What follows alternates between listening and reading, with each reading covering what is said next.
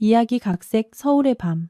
자정 넘어 택시를 타고 집으로 향하는데 기사님이 5km나 반대 방향으로 달렸다. 공포에 질려 따져 묻자 그는 뒤를 가리켰다. 오토바이 3대가 서 있었다. 기사님은 낮은 목소리로 말했다. 아가씨, 저자들이 4개 블록이나 쫓아왔어요. 그리고 그 이후에 벌어진 일들은 나를 완전히 할 말을 잃게 만들었다. 나는 그날 밤을 아직도 선명하게 기억한다. 단 몇 분만 늦었더라면 내 인생은 아마 완전히 다른 방향으로 흘러갔을 것이다. 시계가 11시 30분을 막 넘긴 시각, 강남의 오피스 빌딩 로비 앞에서 나는 잠시 멈춰서서 깊은 숨을 들이마신 뒤 하루 중 17번째 택시를 향해 손을 흔들었다. 온몸의 기운이 다 빠져나간 듯 녹초가 된 상태였다. 프로젝트 때문에 사흘밤을 꼬박 세운 내 머릿속에는 오직 하나의 생각뿐이었다. 더 스카이 팰리스 아파트에 있는 2m짜리 넓은 침대에 누워 저절로 눈이 떠질 때까지 잠을 자고 싶다는 생각. 기사님, 더 스카이 팰리스로 가주세요. 나는 재빨리 말하며 뒷좌석에 올라탔고 300만 원짜리 가방을 옆에 아무렇게나 던져두었다. 하이힐은 차바닥으로 걷어차버리니 마침내 맨발이 해방감을 느꼈다. 무겁게 감기는 눈꺼풀 너머로 바깥에 가로등 불빛이 길게 늘어지며 깜빡였다. 네, 스카이 팰리스요. 기사님의 목소리는 낮고 조금 쉬어 있었다. 백미러를 통해 보니 40대 중반쯤으로 보이는 지극히 평범한 얼굴이었다. 인파 속에 섞이면 누구도 기억하지 못할 그런 인상이었다. 차는 부드럽게 굴러갔다. 나는 도시가 막 밤의 생기를 되찾기 시작한 것을 외면한 채 눈을 감았다. 15시간을 쉬지 않고 일한 나에게 세상은 그저 편안한 어둠일 뿐이었다. 하지만 차가 낯선 길로 접어드는 것을 느끼기 전까지였다. 처음에는 크게 신경 쓰지 않았다. 이 도시의 길은 거미줄처럼 얽혀 있어 베테랑 기사들은 교통체증을 피하기 위해 자신만의 지름길을 알고 있으니까.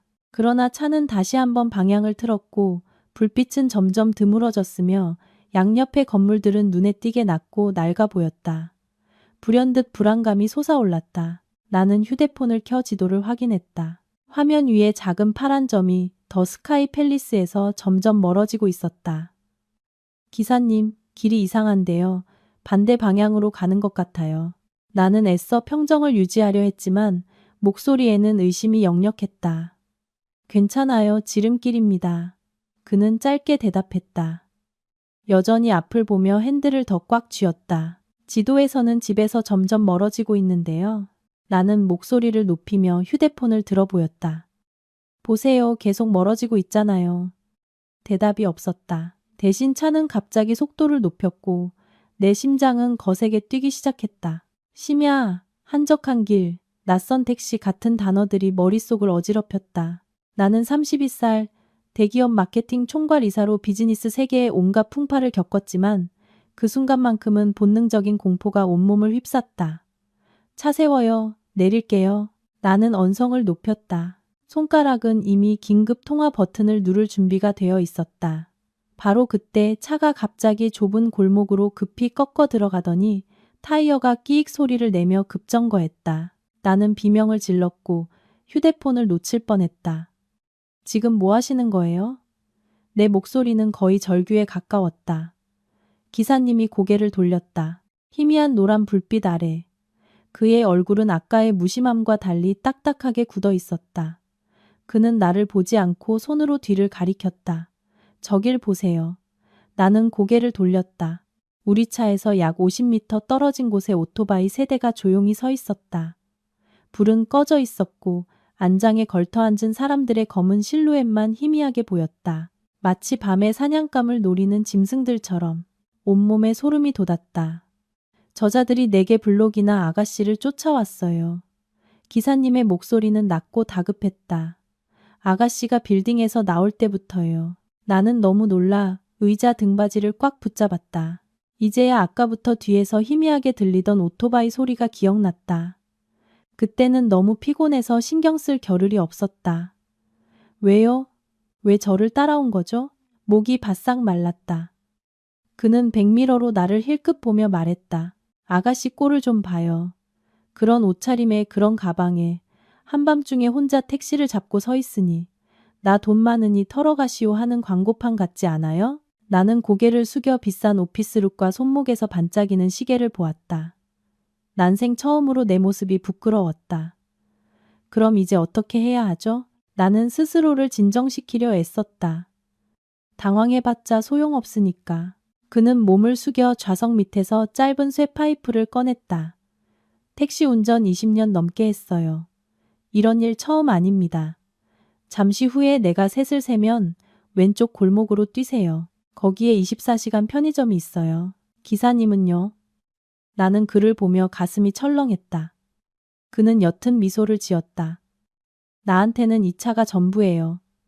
저놈들도 나한테는 손대지 않을 겁니다. 어서 뛰어요. 내가 뭐라고 더 말하기도 전에 오토바이 엔진 소리가 정적을 찢으며 울려 퍼졌다. 세 개의 헤드라이트가 동시에 켜지며 날카로운 칼날처럼 택시를 향해 쏟아졌다. 늦었군. 기사님이 재빨리 말하며 기어의 손을 얹고 꽉 잡았다. 검은 옷을 입은 세 남자가 내려서 다가왔다. 선두에 선 남자는 어깨에 긴 몽둥이를 메고 있었는데 그 느릿한 걸음걸이가 소름 끼치도록 위협적이었다. 몽둥이가 차 유리를 세게 두드렸다. 내려, 심장이 터질 것 같았다. 기사님이 창문을 살짝 내렸다. 무슨 일이시죠? 내리라고. 바깥의 목소리는 차갑고 탁했다. 몽둥이가 갑자기 창문 모서리를 세게 내리쳤고 유리가 거미줄처럼 갈라졌다. 나는 비명을 지르며 몸을 움츠렸다. 알았어요. 내릴게요.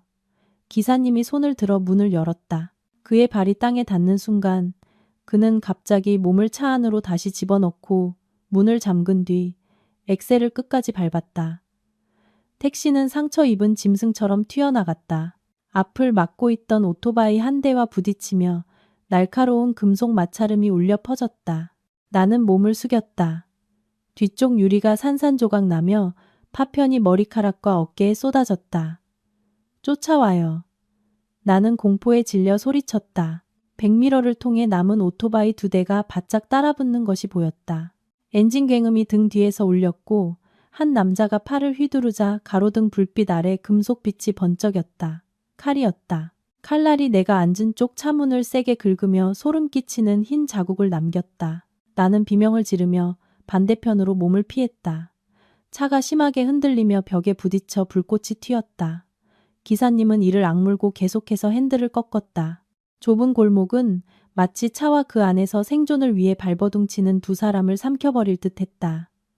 갑자기 눈앞에 사거리가 나타났다. 빨간불이었고 옆 차선에서 대형 트럭 한 대가 천천히 다가오고 있었다. 꽉 잡아요. 기사님이 소리쳤다. 그는 브레이크를 밟지 않고 오히려 엑셀을 더 세게 밟았다. 찰나의 순간 나는 트럭 기사의 경악한 얼굴을 보았다. 요란한 경적 소리가 울렸다. 우리 택시는 트럭 앞을 아슬아슬하게 스쳐 지나갔다. 뒤이어 끔찍한 충돌음이 들렸다. 오토바이 한 대가 미처 멈추지 못한 것이다. 택시는 가게와 사람들이 있는 환한 길로 곧장 달려나갔다.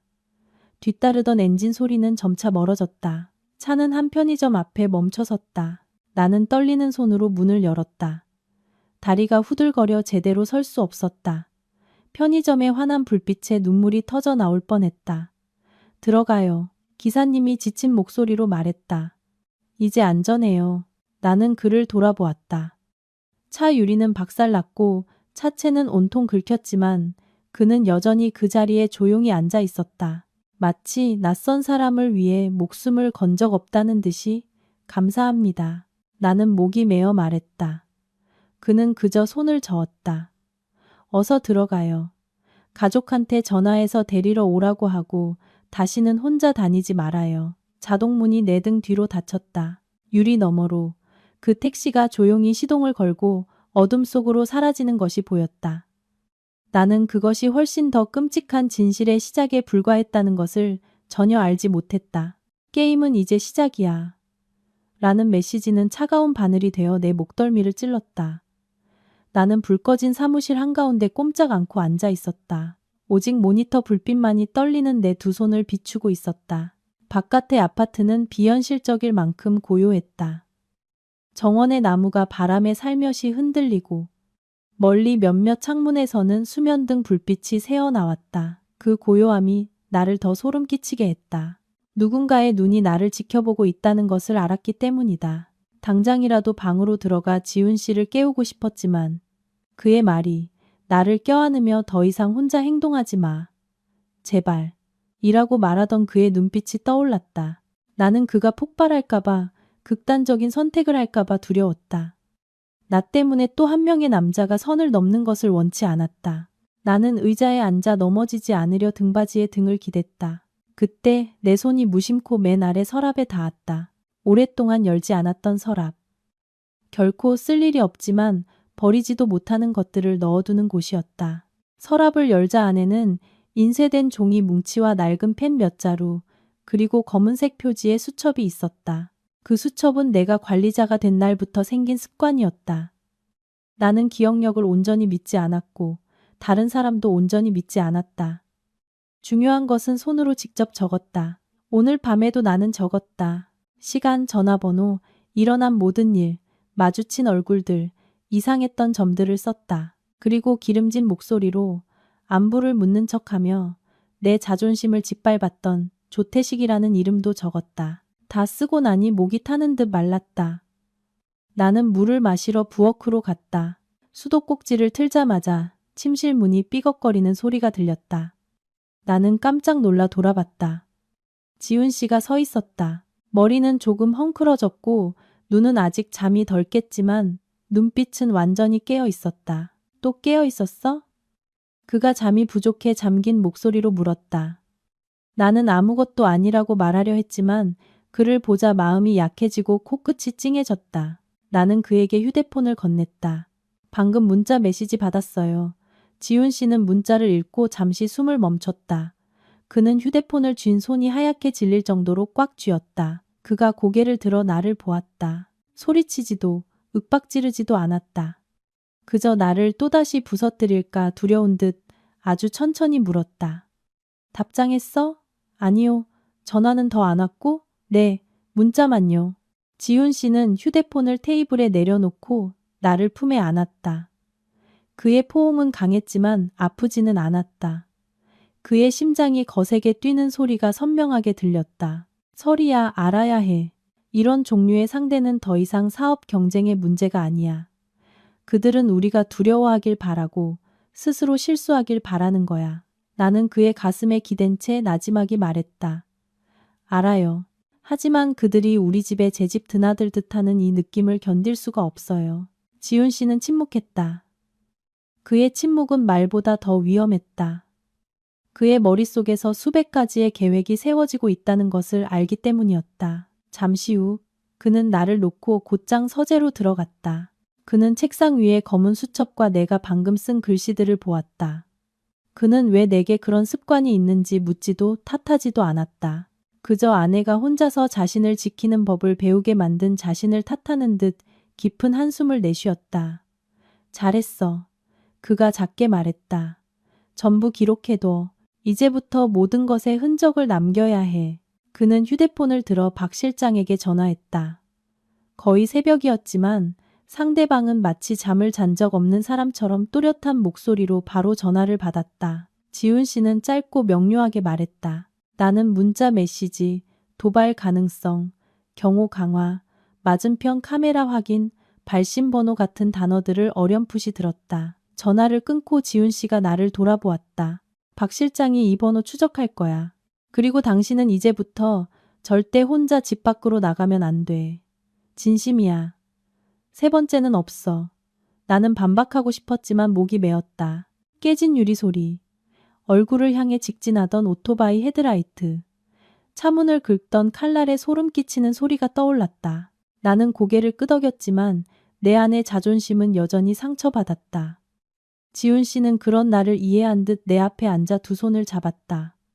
당신이 약한 게 아니야. 표적이 된 거지. 그건 다른 문제야. 당신은 내 아내고 내가 지켜야 할 사람이야. 하지만 지킨다는 게 가둔다는 뜻은 아니야. 당신이 자기 인생에서 소외되지 않도록 내가 아는 모든 걸 말해줄게. 그러고는 그는 컴퓨터를 켜서 파일 하나를 열었다. 화면에는 관계도 몇몇 이름, 자금 흐름 내역이 떠 있었다. 나는 그것을 보고 등골이 오싹해졌다. 조태식은 그냥 더러운 사업을 하는 조폭이 아니야. 지훈 씨가 말했다. 그는 지금 돈이 없고 빚에 쫓기고 있어. 재기하려면 큰 거 한 방이 필요해. 그 프로젝트가 그놈 손에 들어가면 자금을 끌어오고 사람을 모을 수 있겠지. 당신이 거절한 건 그를 화나게 했지만 이 정도로 무모하게 덤빌 이유는 못 돼. 뒤에 누군가 있다는 거야. 나는 나를 구하고 사라진 그 기사, 김철민 씨를 떠올렸다. 김철민 씨는요? 내가 물었다. 박 실장 말이 그 택시에 문제가 있대. 지훈 씨의 눈빛이 어두워졌다. 나도 이상하다고 생각했어. 평범한 사람이 당신을 구했다면 신고를 하거나 최소한 연락처라도 남겨야지. 이렇게 흔적도 없이 사라진 건 마치 누군가 당신을 믿게 하려고 일부러 연극을 꾸민 다음 퇴장한 것 같아. 나는 소름이 돋았다. 그들이 내가 빚을 지게 만들고 그를 찾게 만들어서 스스로 따라오게 하려고 했다는 건가요? 지훈 씨가 내 눈을 똑바로 쳐다보았다. 그럴 수 있어. 당신이 스스로 내 보호막 밖으로 걸어 나오게 만들려고 은인을 찾으러 나서는 순간 당신은 스스로 문을 여는 셈이니까. 나는 의자에 주저앉았다. 그렇다면 선의조차도 덫이 될 수 있다는 말인가.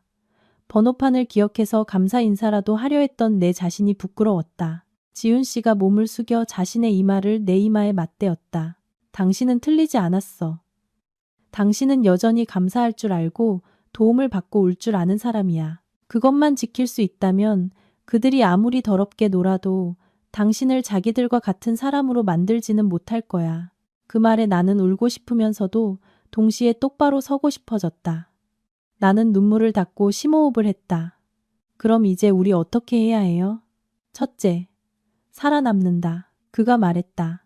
둘째, 그들에게 감정을 조종당하지 않는다. 셋째, 증거를 모은다. 공식적인 부분은 박 실장이 할 거고 우리는 한 걸음 한 걸음 조심해야 해. 바로 그때 초인종이 짧게 한 번 울리고 그쳤다. 나와 지훈 씨는 서로를 쳐다보았다. 둘 다 동시에 일어섰다. 지훈 씨가 경호원에게 확인하라고 신호를 보냈다. 경호원이 아주 천천히 문을 열고 밖을 살핀 뒤 창백해진 얼굴로 돌아왔다. 문 앞에 봉투가 하나 놓여 있습니다. 그가 낮은 목소리로 말했다. 발신인은 없습니다. 내가 반응하기도 전에 지훈 씨가 나를 뒤로 끌어당겨 자기 앞에 세웠다. 경호원이 장갑을 끼고 봉투를 집어들어 마치 독극물이라도 다루듯 조심스럽게 들어 올렸다. 지훈 씨는 내가 가까이 오지 못하게 했지만 봉투 틈으로 비어져 나온 사진 한 장을 볼 수 있었다. 나와 지훈 씨의 결혼 사진이었다. 사진 일부가 잘려나갔고 내 얼굴 부분에는 붉은색으로 난폭하게 선이 그어져 있었다. 나는 귓가에서 피가 빠져나가는 소리를 들었다. 다리가 후들거렸다. 지훈 씨가 내 어깨를 꽉 잡았다. 나는 쓰러지지 않으려고, 소리 지르지 않으려고 애썼지만 눈물은 저절로 흘렀다. 지훈 씨는 사진을 보았다. 그의 눈은 내가 두려울 정도로 차가워졌다. 그는 경호원을 돌아보며 거의 감정이 없는 목소리로 말했다. 밀봉에서 박 실장에게 바로 연락해. 그리고 이 구역 전체 카메라랑 맞은편 카메라 전부 확인해. 경호원이 고개를 끄덕이고 달려나갔다. 나는 지훈 씨의 옷을 붙잡았다. 입술이 떨렸다. 그들이 아주 가까이 있는 거죠? 그렇죠, 여보. 지훈 씨는 바로 대답하지 않았다. 그는 나를 안고 한 손으로 마치 아이를 달래듯 등을 쓸어주었지만 그의 말은 모처럼 박혔다. 가까이 있어. 그리고 그들은 당신이 공포에 질리길 원해. 설이야. 내 말 잘 들어. 지금 이 순간부터 그 어떤 우연도 믿지 마. 심지어 적절한 순간에 나타나는 착한 사람조차도. 나는 붉은 선이 그어진 사진을 보았다. 갑자기 소름 끼치는 생각이 머리를 스쳤다. 그날 밤 오토바이들이 나를 쫓을 때 만약 김철민 씨가 없었다면 나는 죽었을 것이다. 하지만 만약 김철민 씨가 계획의 일부였다면 내 목숨 또한 그들이 다음 수를 두기 위해 남겨둔 말에 불과했다. 나는 고개를 들어 지훈 씨를 보며 쉰 목소리로 말했다. 여보, 나 미끼가 되고 싶지 않아요. 지훈 씨가 나를 더 꽉 안았다. 나도 당신을 미끼로 만들지 않을 거야. 약속할게. 누구도 당신에게 손대지 못하게 할 거고 가장 깨끗한 방식으로 그들이 대가를 치르게 만들겠어. 창밖으로 날이 밝아오기 시작했다. 아침 햇살이 아무 일도 없었다는 듯 거실 바닥을 비추었다. 하지만 나는 오늘이 평범한 날이 아닐 것임을 알았다. 총성 없는 전쟁도 피로 가득할 수 있다는 것을 내가 이해하기 시작한 날이었다. 그날 밤 나는 거의 잠을 이루지 못했다. 단순한 공포 때문이 아니라 머릿속에서 이전에는 우연이라고 생각했던 작은 조각들과 단서들이 하나씩 맞춰지기 시작했기 때문이다. 그들의 게임에 발을 들인 이상 나는 모든 것을 다른 시각으로 봐야만 했다. 아침 일찍 어머니에게서 전화가 왔다. 설이야, 어제 늦게 들어왔니? 어머니의 목소리는 걱정으로 약간 떨리고 있었다. 나는 순간 멈칫했다. 왜요, 어머니? 네가 길에서 울고 있는 꿈을 꿨단다. 갑자기 깨서 마음이 너무 불안해서 전화했지. 나는 지훈 씨를 쳐다보았다. 그는 베란다에서 긴장된 표정으로 통화 중이었다. 나는 심호흡을 하고 애써 평소 목소리를 유지했다. 저 괜찮아요, 어머니.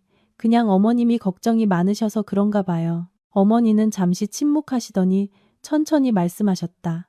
일 잘하는 것도 좋지만 몸 조심해야 한다. 돈 있고 지위 있으면 사람들이 좋아하지 않으면 미워하는 법이야.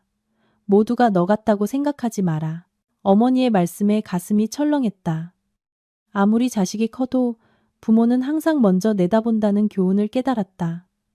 전화를 끊고 나는 한참 동안 벽에 기댄 채 서 있었다. 어머니께 사실대로 말씀드릴 수 없었다. 아버지는 심장이 약하셔서 이야기의 절반만 들어도 한 달은 맘 편히 주무시지 못할 것이다. 내 공포를 그분들께 떠넘기는 이기적인 짓을 할 수는 없었다. 지훈 씨가 들어왔다. 박 실장 방금 연락 왔어. 당신한테 문자 보낸 번호는 대포폰이고 가짜 신분증으로 개통했대. 그런데 신호가 잡힌 위치가 아주 가까워. 가깝다니 어느 정도요? 내가 물었다. 2km도 안 돼. 그의 목소리가 낮아졌다. 즉, 우리 일상 반경 안에 있다는 거야. 등골이 서늘해졌다. 그들이 우리의 일거수일투족을 지켜보고 있는 것이다. 지켜보기만 하는 게 아니야. 지훈 씨가 나를 똑바로 보며 말했다. 그들은 당신이 실수하기를 기다리고 있어. 나는 이해했다. 내가 당황하거나 멋대로 외출하거나 김철민 씨를 찾거나 잘못된 반응을 보이는 순간 그들에게 빌미를 주는 셈이었다. 비즈니스 세계에서는 진실보다 빌미가 더 중요했다. 점심때 나는 평소처럼 회사에 갔다. 무모해서가 아니라 지훈 씨 말이 맞았기 때문이다. 내가 숨으면 첫 라운드부터 그들이 이기는 것이었다. 경호원이 운전하는 차를 타고 갔다. 조수석에는 박 실장의 사람이 한 명 더 앉아 있었다. 로비에 내리자 사람들의 시선은 평소와 같았다. 선망, 경계, 때로는 질투. 어젯밤 내가 얼마나 떨었는지 아무도 몰랐다. 엘리베이터에서 인사팀장이 나를 보며 웃었다. 어제 보니 정말 늦게 퇴근하시던데요, 이사님. 나는 움찔했지만 미소를 지었다. 프로젝트가 급해서요. 이사님처럼 유능한 여성분들은 정말 대단하지만 고생도 많으시죠. 평소 같으면 그냥 지나쳤을 인사가 오늘따라 유난히 예민하게 들렸다. 사무실에 들어와 커튼을 치고 컴퓨터를 켰다. 책상 위에 발신인이 없는 흰 봉투가 놓여 있었다. 심장이 세차게 뛰었다.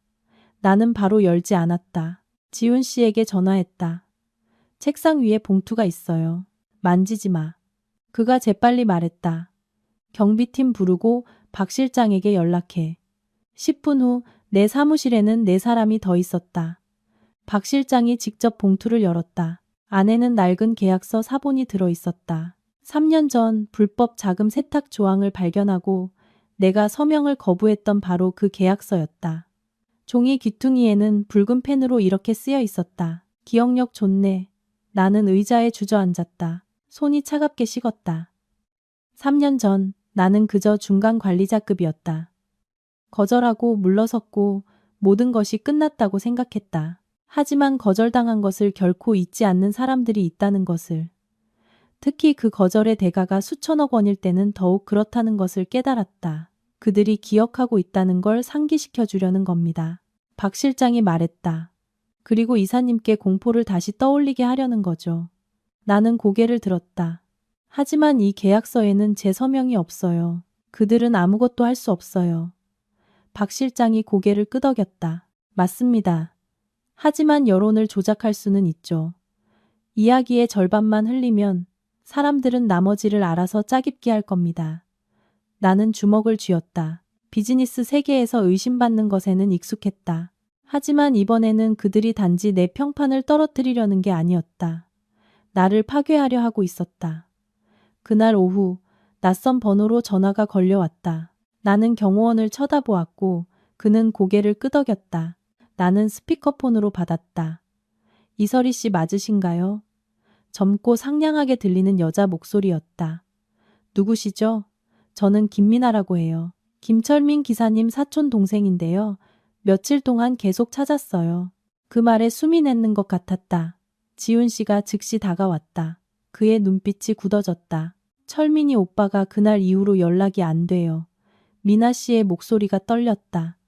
떠나기 전에 무슨 일 생기면 설희 씨를 찾으라고 했어요. 나는 입술을 깨물었다. 지훈 씨의 말을 기억했다. 어떤 우연도 믿지 마. 하지만 김철민이라는 이름은 그 끔찍했던 밤으로 나를 끌어당기는 갈고리 같았다. 지금 어디예요? 나는 평정을 유지하려 애쓰며 물었다. 회사 맞은편 카페예요. 심장이 철렁 내려앉았다. 소름 끼칠 정도로 가까웠다. 지훈 씨가 아주 작지만 단호하게 고개를 저었다. 나는 그를 보고 전화기에 대고 말했다. 거기서 기다려요. 사람을 보낼게요. 저는 그냥 이사님만 뵙고 싶어요. 미나 씨가 애원했다. 무서워서요. 나는 잠시 눈을 감았다. 내 말 들어요. 사람 많은 곳에서 벗어나지 말고 내가 사람을 보낼 테니 거기 있어요. 전화를 끊고 지훈 씨를 보았다. 당신이 안 믿는 거 알아요. 하지만 김철민 씨가 정말로 무슨 일을 당한 거라면 지훈 씨는 아주 천천히 숨을 내쉬었다. 막지는 않겠어. 하지만 모든 것은 통제하에 있어야 해. 박 실장이 같이 갈 거야. 당신이 직접 만나면 안 돼. 나는 고개를 끄덕였다. 이제 내게 충동적으로 행동할 권리는 없었다. 내 한 걸음 한 걸음은 나 자신뿐만 아니라 지훈 씨, 양가 부모님, 그리고 내 뒤에 서 있는 사람들 모두와 관련되어 있었다. 보안 카메라를 통해 미나라는 이름의 젊은 여자를 보았다. 그녀는 마르고 가방을 소매치기 당할까봐 두려운 듯 꽉 껴안고 있었고 계속해서 주위를 두리번거렸다. 만약 연기라면 너무나 완벽한 연기였다. 하지만 사실이라면 김철민 씨는 결코 스스로 사라진 것이 아니었다. 차갑고 날카로운 생각이 머리를 스쳤다. 어쩌면 그날 밤 김철민 씨는 나를 구한 사람이 아니라 정확한 위치에 서 있도록 선택된 사람이었을지도 모른다. 나는 갑자기 그가 불쌍해졌다. 이 바둑판에서 중간에 선 졸은 보통 가장 먼저 죽는 법이니까. 지훈 씨가 내 어깨에 손을 얹었다. 자책하지 마. 김철민이 누구든 당신이 살아남았다는 건 사실이야. 하지만 이제부터는 사실만으로는 부족해. 증거가 있어야 해. 나는 고개를 끄덕였다. 유리창 밖을 보았다. 도시는 여전히 붐비고 시끄럽고 사람들은 웃고 쇼핑하고 사랑을 나누고 있었다. 이 환한 거리 한가운데서 조용하고 끈질긴 사냥이 벌어지고 있다는 것을 아무도 몰랐다. 그리고 나는 그저 내일을 잘하면 된다고 생각했던 나는 이제 표식이 찍힌 사냥감이 되었다. 하지만 이번에는 도망만 칠 생각은 없었다. 그날 오후 나는 사무실을 떠나지 않았다. 눈앞에 투명한 유리창에 내 얼굴이 선명하게 비쳤다. 평소보다 창백했고 눈밑은 토랬지만 눈빛은 달라져 있었다.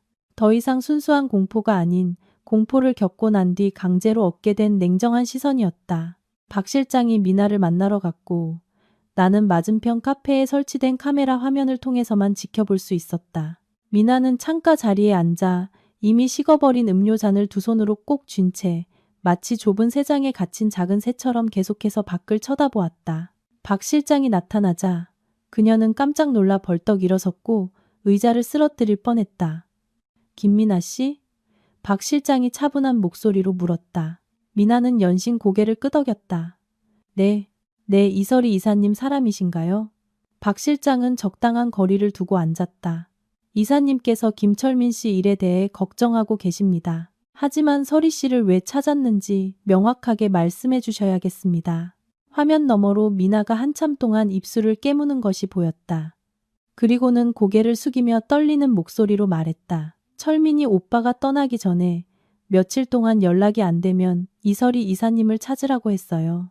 이사님이 자기를 기억해 줄 유일한 사람이라고 했어요. 그 말을 듣는 순간 가슴이 아팠다. 노란 불빛 아래 몸을 숙이고 있던 택시 기사의 모습. 어서 뛰어요라고 말하던 낮고 다급한 목소리가 떠올랐다. 그런 사람이 정말로 위험에 처했다면 나는 모른 척할 수 없었다. 지훈 씨가 어느새 내 등 뒤에 서 있었다. 그는 아무 말 없이 내 어깨에 손을 얹었다. 내가 여전히 보호받고 있음을 상기시켜 주려는 듯 아주 가볍게. 김철민 씨 직업이 뭡니까? 박 실장이 계속 물었다. 운전기사요. 전에는 택시 운전을 했고 나중에는 개인 계약으로 운전도 했어요. 미나는 말이 끊길까봐 두려운 듯 더 빨리 말했다. 그런데 최근에 오빠가 많이 불안해했어요. 한 번은 저한테 만약 어떤 사람이 다른 사람을 구하다가 우연히 큰일에 휘말리면 그냥 빠져나와야 하냐고 묻기도 했어요. 박 실장이 몸을 살짝 기울였다. 무슨 일에 휘말렸는지 아십니까? 미나는 고개를 저었다. 아니요. 그냥 며칠 전에 현금 뭉치를 가져와서는 일당이라고 했는데 별로 기뻐 보이지 않았어요. 연락 끊기기 전날 밤에는 저한테 전화해서 누가 이설이 이사님에 대해 물으면 절대로 함부로 말하지 말라고 했어요. 그 말을 듣고 등골이 오싹해졌다. 두려움 때문이 아니라 모든 것이 무섭도록 명확해지고 있었기 때문이다. 김철민 씨는 누군가 물어볼 것을 미리 알고 있었다. 즉, 그는 이미 짜인 각본에 놓여 있었던 것이다. 김철민 씨 전화번호 있습니까? 박 실장이 물었다. 미나가 번호를 알려주었고 박 실장은 그것을 받아 적으며 고개를 끄덕였다. 저희가 찾아보겠습니다. 하지만 협조해 주셔야 합니다. 지금부터 누가 연락해 오면 즉시 알려주십시오. 미나는 망설이다가 고개를 끄덕였다. 저는 그냥 오빠가 무사했으면 좋겠어요. 만남은 신속하게 끝났다. 미나가 먼저 카페를 나섰고 박 실장은 몇 분 더 기다렸다가 일어섰다. 모든 것이 절차대로 통제하에 이루어졌지만 내 마음은 편치 않았다. 어떻게 생각해요? 화면이 꺼지자 내가 지훈 씨에게 물었다. 지훈 씨는 잠시 침묵했다. 김미나는 거짓말을 하고 있지 않아. 하지만 그녀가 무관하다는 뜻은 아니야. 그녀도 이용당하고 있을 수 있다는 말이에요. 지훈 씨가 나를 보았다. 뒤에 있는 자들은 보통 더 약한 사람을 미끼로 쓰는 걸 좋아하지. 미끼가 살려달라고 소리치면 더 큰 사냥감이 나타나니까. 나는 이해했다. 더 큰 사냥감은 바로 나였다. 그날 저녁, 나는 평소보다 일찍 퇴근했다. 시어머니께서 내가 돌아온 것을 아시고 바로 전화를 하셨다. 얘야, 요즘 얼굴이 많이 상했구나. 진심으로 걱정하는 목소리셨다. 회사에 무슨 일 있니? 나는 휴대폰을 들고 베란다 밖을 보았다. 아니에요, 어머님. 그냥 요즘 밤을 좀 새워서 그런가 봐요. 무슨 일 있으면 부모님한테 말하렴. 지훈이가 겉으로는 무뚝뚝해도 아내를 끔찍이 아끼잖니. 혼자 앓지 말고. 어머님의 느릿한 목소리는 연륜이 묻어났다. 나는 네 하고 대답했지만 목이 메었다. 믿지 못해서가 아니라 어른들이 알게 되는 순간 그분들의 걱정은 끝이 없을 것이라는 걸 알기 때문에 말할 수 없었다. 그날 밤 나와 지훈 씨는 거실에서 오랫동안 마주 앉아 있었다. 텔레비전도 휴대폰도 없이 오직 노란 조명과 벽시계의 째깍거리는 소리만 있었다. 나 원망해? 지훈 씨가 갑자기 물었다. 나는 고개를 들었다. 뭘요? 내가 당신을 이런 더러운 일에 끌어들인 거. 당신이 내 아내가 아니었다면, 그냥 평범한 직장인이었다면. 나는 고개를 저었다. 그런 말 하지 마요. 내가 당신을 선택했으니 이 모든 것도 내 선택의 일부예요. 그는 오랫동안 나를 바라보다가 내 손을 잡았다. 설이야, 만약 내가 당신이 싫어할 만한 일을 해야 할 때가 온다면 나를 믿어줄 수 있어? 그 질문에 나는 침묵했다. 그가 무슨 말을 하는지 이해했다. 합법과 효율, 법을 지키는 것과 적시에 행동하는 것 사이의 경계에 대한 이야기였다. 믿어요. 나는 천천히 말했다. 하지만 한 가지만 약속해줘요. 그들과 같은 사람이 되지는 말아요. 지훈 씨는 내 손을 꽉 쥐며 고개를 끄덕였다. 약속할게. 자정 가까이 되어 박 실장에게서 전화가 왔다. 그의 목소리는 낮고 빨랐다. 김철민에 대한 1차 결과가 나왔습니다. 그날 그가 운전했던 택시는 본인 소유가 아니었습니다. 렌터카 회사 소속 차량인데 그 회사는 2년 전에 서류상으로 폐업 처리됐습니다. 나는 벌떡 일어섰다. 그게 무슨 말이죠? 처음부터 그가 완전히 우연은 아니었다는 뜻입니다. 박 실장이 말했다. 하지만 그를 나쁜 사람으로 단정하기에는 아직 이릅니다. 일을 맡았다가 자기가 위험한 게임에 떠밀렸다는 걸 깨달았을 가능성도 있습니다. 나는 입술을 깨물었다. 그럼 지금 그는 어디에 있죠? 위치는 미확인입니다. 하지만 다른 소식이 있습니다. 박 실장이 잠시 망설였다. 어젯밤 외곽의 낡은 창고 근처에서 그를 봤다는 제보가 있습니다. 심장이 세차게 뛰었다. 어느 창고요? 조태식과 관련된 창고입니다. 그 이름이 마치 쇳소리처럼 머릿속에 울렸다. 모든 화살이 점차 한 곳으로 모이고 있었다. 섣불리 움직이지 마십시오. 박 실장이 덧붙였다. 우리를 유인하는 걸 수도 있습니다. 전화를 끊고 나는 지훈 씨를 보았다. 그도 나를 보고 있었다. 긴 싸움을 준비하는 눈빛이었다. 만약 김철민 씨가 정말 그들에게 잡혀 있다면 내가 나지막이 말했다. 그들은 그를 이용해서 당신을 압박할 거야. 지훈 씨가 말을 이었다. 아니면 나를. 나는 숨이 막혔다. 우연히 나를 구해준 사람이 내가 결코 엮이고 싶지 않았던 자들의 게임에서 희생양이 될 수도 있었다. 그가 죽는 건 원치 않아요. 내 목소리가 갈라졌다. 지훈 씨가 나를 품에 안았다. 나도 원치 않아. 하지만 이제부터는 마음의 준비를 해야 해.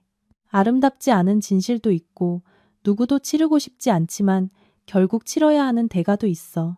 바깥에서는 도시의 불빛이 켜지고 차들은 여전히 달리고 삶은 계속 흘러갔다. 오직 나만이 모든 것이 다른 페이지로 넘어갔다는 것을 알았다. 더 이상 단순한 방어도 회피도 아니었다. 그들이 사람의 목숨을 가지고 장난을 친다면 나 역시 더는 구경꾼으로만 있을 수는 없었다. 그날 밤 나는 아주 이상한 꿈을 꾸었다. 나는 어두컴컴한 창고 한가운데 서 있었다. 기름과 녹슨 쇠 냄새가 코를 찔렀다. 누군가 내 이름을 부르는 소리가 들렸다. 쉬고 다급한 목소리였다. 하지만 돌아볼 때마다 보이는 것은 굳게 닫힌 철문들 뿐이었다. 나는 계속해서 달렸고 차가운 문에 손이 닿는 순간 잠에서 깨어났다. 날이 완전히 밝기 전이었다. 옆에 누운 지훈 씨는 숨소리는 고르게 내쉬고 있었지만 미간은 찌푸려져 있었다. 나는 오랫동안 그를 바라보았다. 낮에는 비즈니스 세계에서 냉철하고 단호한 이 남자가 밤에는 김철민이라는 낯선 이름 때문에 편히 잠들지 못하고 있었다. 나는 그를 깨우지 않으려 조용히 일어나 가운을 걸치고 거실로 나갔다. 휴대폰이 울렸다. 박 실장에게서 온 메시지였다. 창고에 움직임이 있지만 아직 때가 아닙니다. 침착하게 계십시오. 나는 아직 때가 아닙니다. 라는 글자를 몇 번이고 다시 읽었다. 마음속에서 시간은 고무줄처럼 팽팽하게 당겨졌다. 1분이 지날 때마다 나는 김철민 씨가 어딘가에 묶여 있을지도 모른다고 생각했다. 자기가 뭘 잘못했는지도 모른 채 왜 선한 행동이 자신을 구렁텅이로 몰아넣었는지도 모른 채 말이다. 그날 아침 아버지께서 전화를 하셨다. 설이야, 이번 주말에 집에 와서 밥 먹자꾸나. 아버지의 낮고 느린 익숙한 목소리에 울컥 눈물이 날 뻔했다. 내 일정 한번 볼게요. 나는 침을 삼켰다. 집에 가는 것이 두려웠다. 아버지의 흰머리가 더 늘어난 것을 볼까봐, 어머니의 캐묻는 듯한 눈빛을 마주할까봐 두려웠다. 네가 큰일을 하는 걸 아비 어미가 막지는 않는다. 하지만 한 가지만 기억하거라. 아버지가 말씀하셨다. 평안이 없다면 돈이 다 무슨 소용이겠니? 나는 전화를 끊고 오랫동안 멍하니 서 있었다. 부모님의 어떤 말씀들은 벼랑 끝에 서봐야 비로소 온전히 이해하게 된다. 지훈 씨가 잠에서 깨어 창가에 서 있는 나를 보았다. 꿈에서 당신이 나를 부르는 것 같았어. 그가 말했다. 나는 돌아보며 멋쩍게 웃었다. 아마 제가 거실에 나와 있어서 그런가 봐요. 그가 내 곁으로 와서 먼 곳을 바라보았다. 박 실장한테 메시지 받았어. 그들이 김철민을 이동시키고 있대. 가슴이 철렁했다. 어디로요? 아직 불분명해. 하지만 오늘 밤일 가능성이 높아. 지훈 씨가 나를 돌아보며 말했다. 한 번 더 물을게. 정말 더 깊이 엮이고 싶어? 나는 바로 대답하지 않았다. 어머니, 시어머니, 아버지, 그리고 내가 당연하게 여겼던 온 가족이 모인 식탁을 생각했다. 그리고 카메라 너머로 보았던 미나의 눈, 나를 살리기 위해 위험 속으로 곧장 차를 몰았던 그 남자를 생각했다. 만약 내가 외면한다면 내가 나지막이 말했다. 앞으로 어떻게 살아갈 수 있을까요? 지훈 씨가 더 말없이 고개를 끄덕였다. 그 순간부터 우리에게 후퇴는 없다는 것을 알았다. 오후에 박 실장이 집으로 왔다. 테이블 위에는 외곽 지역 지도, 몇 개의 붉은 동그라미, 표시된 경로들이 놓여 있었다. 공기가 무겁게 가라앉았다. 조태식은 지금 현금이 급합니다. 박 실장이 말했다. 사람을 오래 데리고 있지 않을 겁니다. 압박하거나 버리거나 둘 중 하나죠. 김철민은 부차적인 말이지만 중요하지 않다는 뜻은 아닙니다. 그 말은 내가 물었다. 구하려면 아주 짧은 시간밖에 없다는 뜻이군요. 박 실장이 나를 보았다. 하지만 솔직히 말씀드리면 개입하는 순간 우리가 노출됩니다. 그들은 기다리고 있습니다. 지훈 씨가 일어섰다. 개입하지 않으면 김철민은 죽습니다. 방은 침묵에 잠겼다. 나는 박 실장의 눈에서 심한 갈등을 보았다. 마침내 그가 한숨을 쉬었다. 공식적으로 인력을 투입할 수는 없습니다. 하지만 다른 방법이 있습니다. 그가 나를 보았다. 이설이 이사님께서 미끼가 되어주셔야 합니다. 나는 내 심장 소리를 똑똑히 들었다.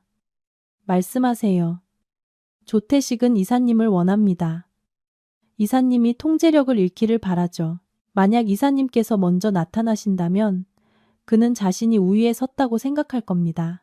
그때가 되면 김철민은 아직 가치가 남아있게 되죠. 지훈 씨가 즉시 반대했다. 안 돼. 너무 위험해. 내가 그의 팔에 손을 얹었다. 여보, 내 말 들어봐요. 그리고 나는 박 실장을 보았다. 제가 어떻게 나타나면 되죠? 박 실장은 아주 천천히 한 글자 한 글자 또렷하게 말했다.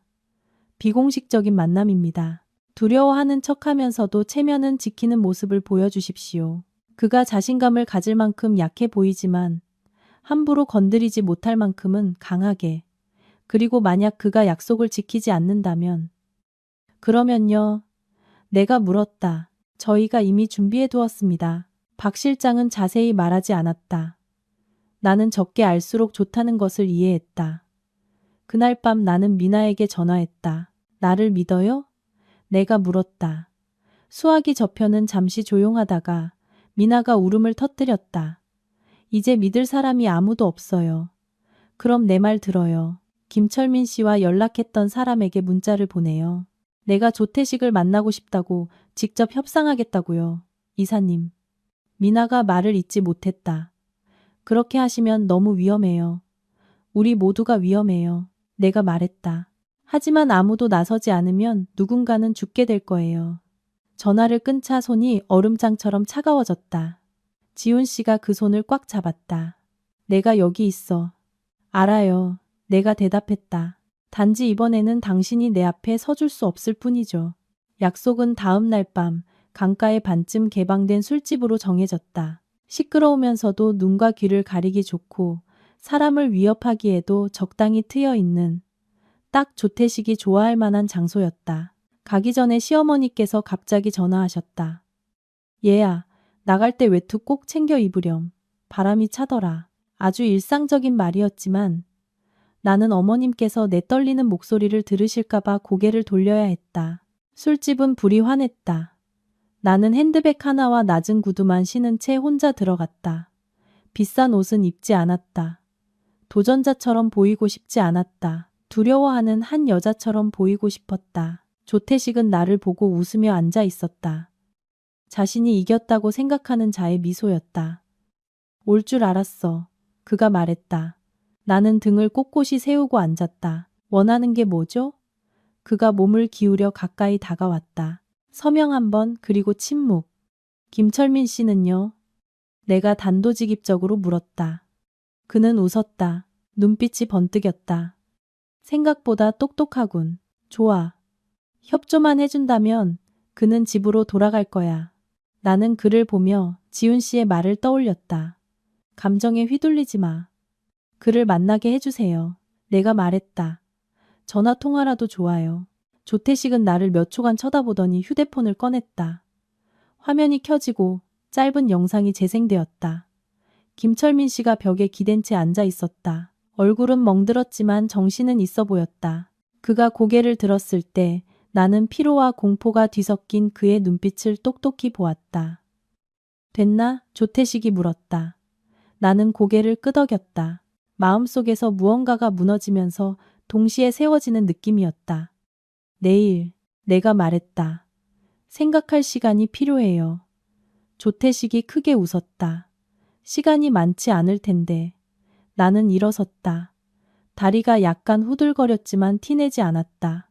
술집을 나서자 비로소 숨을 쉴 수 있었다. 손안에서 휴대폰이 울렸다. 지훈 씨에게서 온 메시지였다. 봤어. 잘했어. 나는 밤하늘을 올려다보았다. 마음이 무거웠다. 이 만남 이후로 더는 돌아갈 길이 없다는 것을 알았다. 내일 내가 서명하거나 누군가가 대가를 치르거나 그리고 그 대가가 누구의 목숨이 될지는 알 수 없었다. 그날 밤 나는 아주 늦게 집에 돌아왔다. 길이 멀어서가 아니라 머릿속을 정리할 시간이 필요했기 때문이다. 조태식과의 만남은 마치 얇은 살얼음판 위에 맨손을 올려놓는 것과 같았다. 그 아래 깊은 물이 있다는 것을 알면서도 계속 나아가야만 했다. 집문이 닫히자 등 뒤 셔츠가 땀으로 흠뻑 젖어 있음을 깨달았다. 지훈 씨가 거실에서 기다리고 있었다.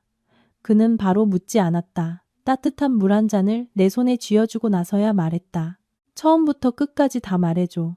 나는 조태식의 미소 반은 위협이고 반은 유혹이던 그의 목소리, 김철민 씨에 대한 짧은 영상까지 하나도 빠짐없이 이야기했다. 김철민 씨가 카메라를 보던 눈빛을 이야기할 때는 목이 메었다. 잠시 말을 멈추고 나서야 계속할 수 있었다. 지훈 씨는 표정 변화 없이 들었다. 오직 내 등 뒤에 놓인 그의 손만이 더 꽉 쥐어질 뿐이었다. 그가 당신에게 영상을 보여준 건 자신감이 있기 때문이야. 그가 말했다.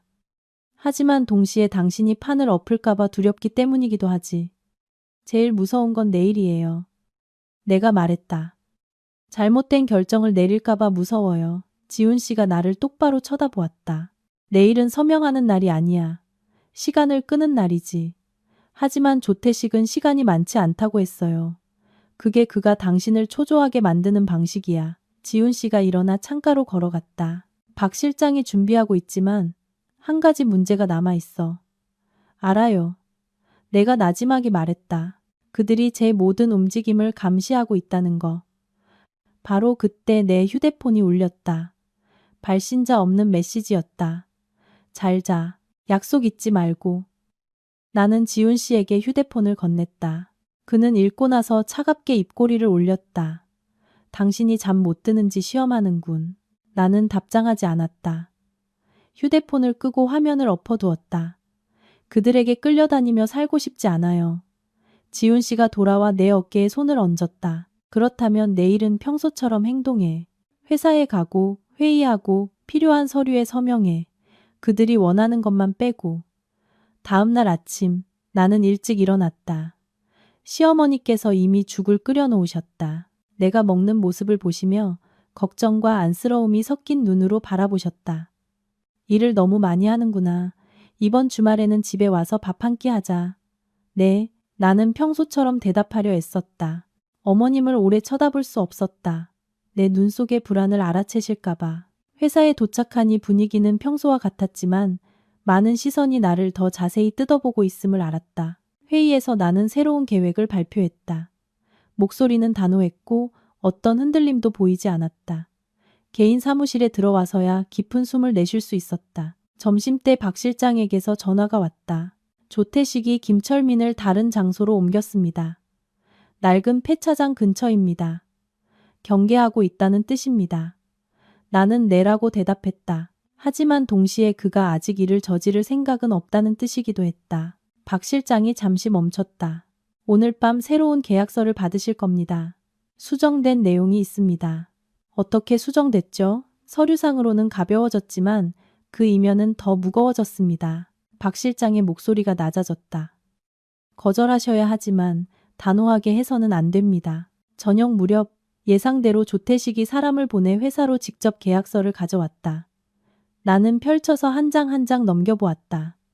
조항들은 더 교묘하고 애매하게 쓰여 있었다. 자세히 읽지 않으면 쉽게 함정에 빠질 수 있었다. 나는 수령 확인서에 서명하고 돌려주었다. 이틀 더 필요합니다.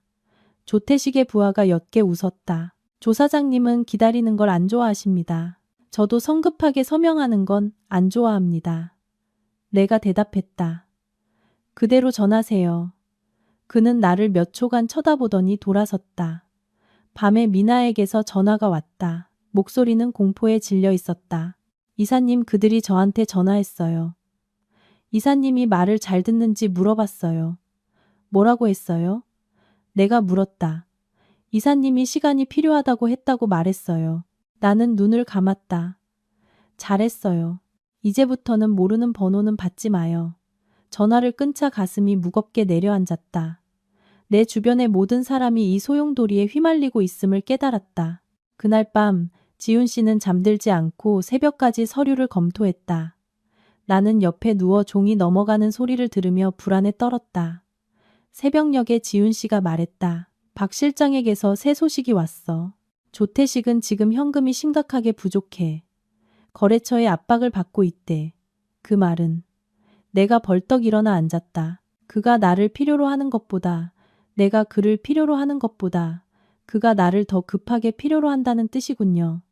지훈 씨가 나를 보았다. 판세가 다시 균형을 맞추고 있어. 다음 날 나는 먼저 조태식에게 전화했다. 계속 이야기할 의향이 있어요. 내가 말했다. 하지만 직접 만나서 이야기해야겠어요. 수화기 저편은 몇 초간 조용하다가 조태식이 웃었다. 똑똑하군. 오늘 밤 약속은 더 은밀한 작은 식당으로 다시 정해졌다. 나는 지훈 씨와 함께 갔지만 그는 멀리서 차를 세웠다. 여기 있을게. 그가 말했다. 무슨 일 생기면 바로 들어갈게. 나는 혼자 들어갔다. 조태식은 이미 앉아 있었고 앞에는 손대지 않은 술잔이 놓여 있었다. 마음이 빨리 바뀌는군. 그가 말했다. 그냥 질질 끄는 게 싫을 뿐이에요. 내가 대답했다. 당신은 서명이 필요하고 나는 사람이 필요하죠. 조태식이 나를 쳐다보았다. 눈빛이 칼날처럼 날카로웠다. 김철민을 다시 보고 싶다는 건가? 네, 그가 웃었다. 요구가 많군. 제 권리예요. 내가 말했다. 목소리는 나 자신도 놀랄 만큼 차분했다. 만약 당신이 내 신뢰를 잃게 만든다면 나는 서명하지 않을 겁니다. 그리고 그때가 되면 당신이 나보다 더 많은 것을 잃게 된다는 걸 알겠죠. 조태식은 오랫동안 침묵했다. 마침내 그가 일어섰다. 전화 통화, 딱 1분. 그의 휴대폰 화면이 켜졌다. 이번에는 김철민 씨가 말을 할 수 있었다. 목소리는 쉬었지만 또렷했다. 이사님, 서명하지 마세요. 나는 울음이 터져 나오지 않도록 입술을 꽉 깨물었다. 몇 초 만에 전화는 끊겼다. 이 정도면 됐나? 조태식이 물었다. 일단은요. 내가 말했다. 하지만 서명은 내일 하겠어요. 조태식은 나를 뚫어지게 쳐다보다가 웃었다. 배짱이 두둑하군. 좋아, 내일.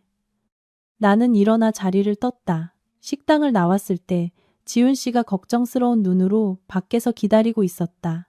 나는 빠르게 다가가 잠시 그에게 기댔다. 해냈어요. 그가 나지막이 말했다. 나는 고개를 끄덕였지만 마음은 가벼워지지 않았다. 내일이 결정적인 날이라는 것을, 그리고 조태식이 모든 것을 우리 계획대로 진행되게 놔두지 않을 것이라는 것을 알았다. 이 바둑판에서 각자 패를 하나씩 쥐고 있었고 마지막에 어떤 패가 먼저 뒤집힐지는 알 수 없었다. 약속 전날 밤 나는 거의 잠들지 못했다. 두려워서가 아니라 정신이 이상할 정도로 맑았기 때문이다. 조태식의 모든 말, 지훈 씨의 모든 눈빛, 김철민 씨와의 짧은 통화 속 작은 디테일 하나하나가 멈춤 버튼 없는 영화처럼 머릿속을 맴돌았다.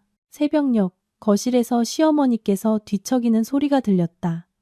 내가 회사 문제로 곤란을 겪고 있다는 것을 어렴풋이 아신 날부터 잠을 설치셨다. 나는 천장을 보며 누워 생각했다. 만약 내일 모든 것이 무너진다면 이 가족은 어떻게 될까? 다음 날 아침 나는 일찍 일어나 부엌에서 어머니를 도왔다. 어머니는 나를 한참 보시더니 작게 말씀하셨다. 너 무슨 일 숨기는 거 있지? 나는 손을 멈칫했지만 애써 웃었다. 아니에요. 그냥 일이 좀 바빠서요. 어머니는 한숨을 쉬셨다. 어미는 늙어서 내게 도움은 못 되지만 건강은 챙기렴. 돈 때문에 스스로를 힘들게 하지는 말고. 그 말씀이 마치 가볍지만 깊은 칼날처럼 느껴졌다. 나는 고개를 숙이며 나지막이 대답했다. 알아요, 어머니. 집을 나설 때 지훈 씨는 말이 많지 않았다. 그는 평소보다 천천히 운전했고 약속 장소에 가까워져서야 입을 열었다. 박 실장이 멀리서 사람들을 배치해뒀어. 하지만 조태식은 아주 경계심이 강해. 그가 시나리오를 바꿀 수도 있다는 건 각오해야 해. 어젯밤에 이미 각오했어요. 내가 말했다. 오늘 끝내지 못하면 저도 더 잃을 게 없어요. 지훈 씨가 나를 보았다. 걱정과 자랑스러움이 뒤섞인 눈빛이었다. 바로 근처에 있을게. 무슨 일 있으면 바로 전화해. 식당은 지난번보다 사람이 많았다. 안으로 들어서자마자 조태식이 보였다. 그는 어두운 셔츠를 입고 등을 꼿꼿이 세운 채 불편할 정도로 평온한 표정으로 앉아 있었다. 시간 맞춰 왔군. 그가 일어서지도 않고 말했다. 남을 기다리게 하는 건 안 좋아해서요. 나는 대답하며 의자를 끌어당겨 맞은편에 앉았다. 조태식이 종업원에게 나가라는 신호를 보내고는 테이블 위에 서류철을 올려놓았다. 마지막 계약서야. 서명하면 당신 사람은 풀려나. 나는 바로 펜을 잡지 않았다. 그를 똑바로 쳐다보았다. 김철민 씨를 먼저 만나야겠어요. 조태식의 입꼬리가 비틀렸다. 또 요구하는군. 요구가 아니에요. 나는 천천히 말했다. 조건이죠. 그가 안전하다는 걸 보여주지 않으면 저는 일어나서 나갈 겁니다. 우리 사이의 공기가 무겁게 내려앉았다. 조태식은 내가 허세를 부리는지 가늠하려는 듯 오랫동안 나를 쳐다보았다. 마침내 그가 휴대폰을 눌렀다. 화면이 켜졌다. 이번에 김철민 씨는 더 밝은 방에 앉아 있었다. 많이 말랐지만 눈빛은 살아 있었다. 그가 나를 보고 입술을 움직였다. 괜찮습니다. 그가 말했다. 이사님 방식대로 하세요. 짧은 몇 마디였지만 나는 그 속에서 이전과 같은 절망이 없음을 느꼈다. 통화가 끊겼다.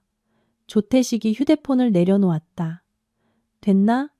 나는 고개를 끄덕였다. 서명하기에는 충분해요. 하지만 한 가지가 더 필요해요. 그가 미간을 찌푸렸다. 욕심이 과하군. 서면으로 약속을 받아야겠어요. 내가 말했다. 서명 후에 당신과 당신 사람들은 나와 내 가족에게 접근하지 않는다고. 만약 위반 시 나는 모든 합의를 파기할 권리를 가집니다. 조태식이 비웃었다. 종이 몇 장으로 나를 묶을 수 있다고 생각하나? 아니요, 내가 대답했다. 하지만 어느 정도는 묶을 수 있겠죠. 그리고 당신은 지금 그 어느 정도가 필요한 상황이고요. 그는 침묵하다가 갑자기 웃음을 터뜨렸다. 정말 대단하군. 좋아. 그는 부속 합의서에 서명했다. 나는 모든 글자, 모든 날인을 꼼꼼히 확인했다. 펜을 잡았을 때 내 손은 떨리지 않았다. 내 서명은 깔끔하고 단호했다. 서명했어요. 내가 말했다. 이제 당신 차례예요. 조태식이 일어섰다. 1시간 안에 당신 사람은 풀려날 거야. 나는 약속은 지켜. 나도 따라 일어섰다. 저도 마찬가지예요. 식당을 나와 나는 지훈 씨의 차를 향해 빠르게 걸어갔다. 차 문이 닫히자 심장이 아주 세차게 뛰고 있음을 깨달았다. 끝났어? 그가 물었다. 일단은요. 내가 말했다. 하지만 아직 끝은 아니에요. 40분이 채 지나지 않아 박 실장에게서 전화가 왔다. 김철민 씨, 외곽에서 풀려났습니다. 저희 사람이 접근 중입니다. 나는 안도의 한숨을 내쉬었다. 참았던 눈물이 터져나왔다. 지훈 씨가 내 손을 꽉 잡았다. 그날 밤 우리는 안전을 위해 김철민 씨를 박 실장의 개인 거처로 데려왔다.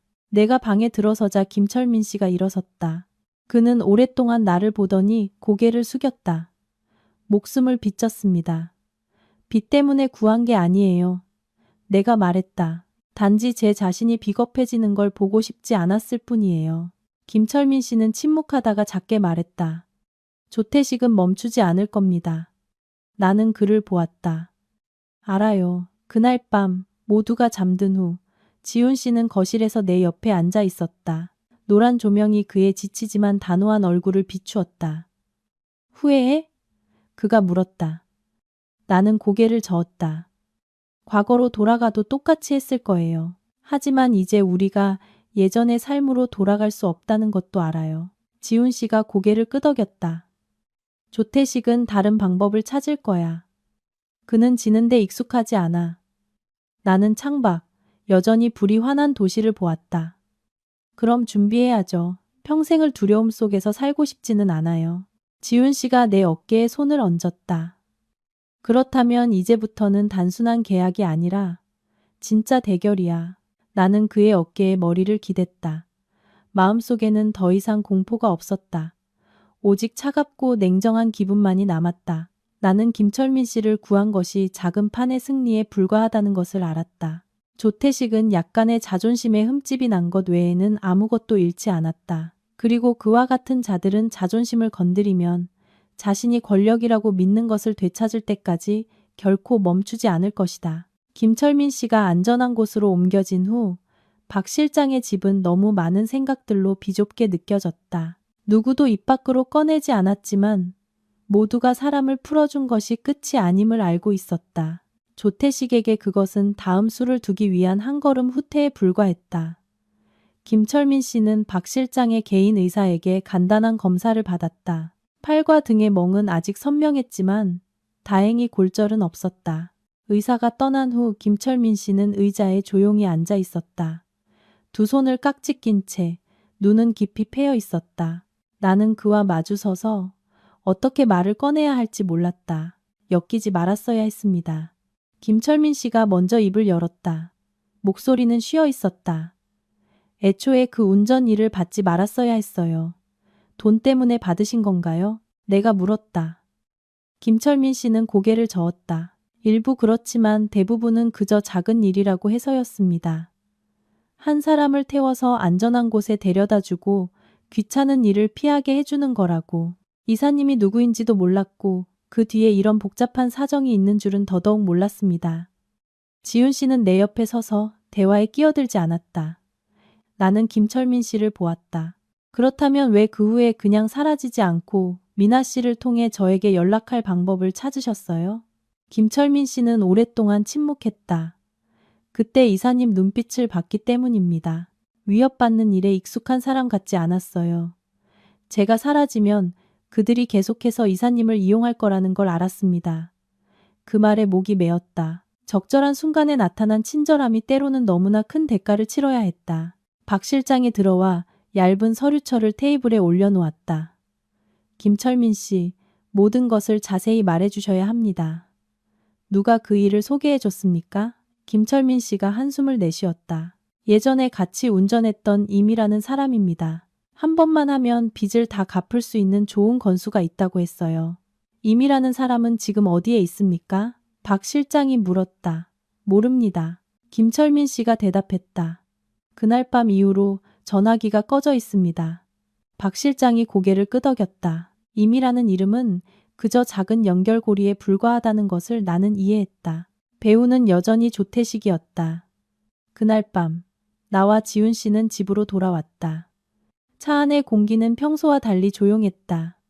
나는 차창 밖을 보았다. 익숙한 거리가 낯설게 느껴졌다. 모든 것이 그대로였지만 나는 더 이상 예전의 내가 아니었다.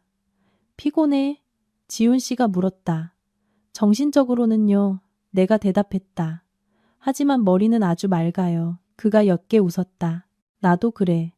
집에 도착하니 시어머니께서 앉아서 기다리고 계셨다. 우리를 보자 일어나셨다.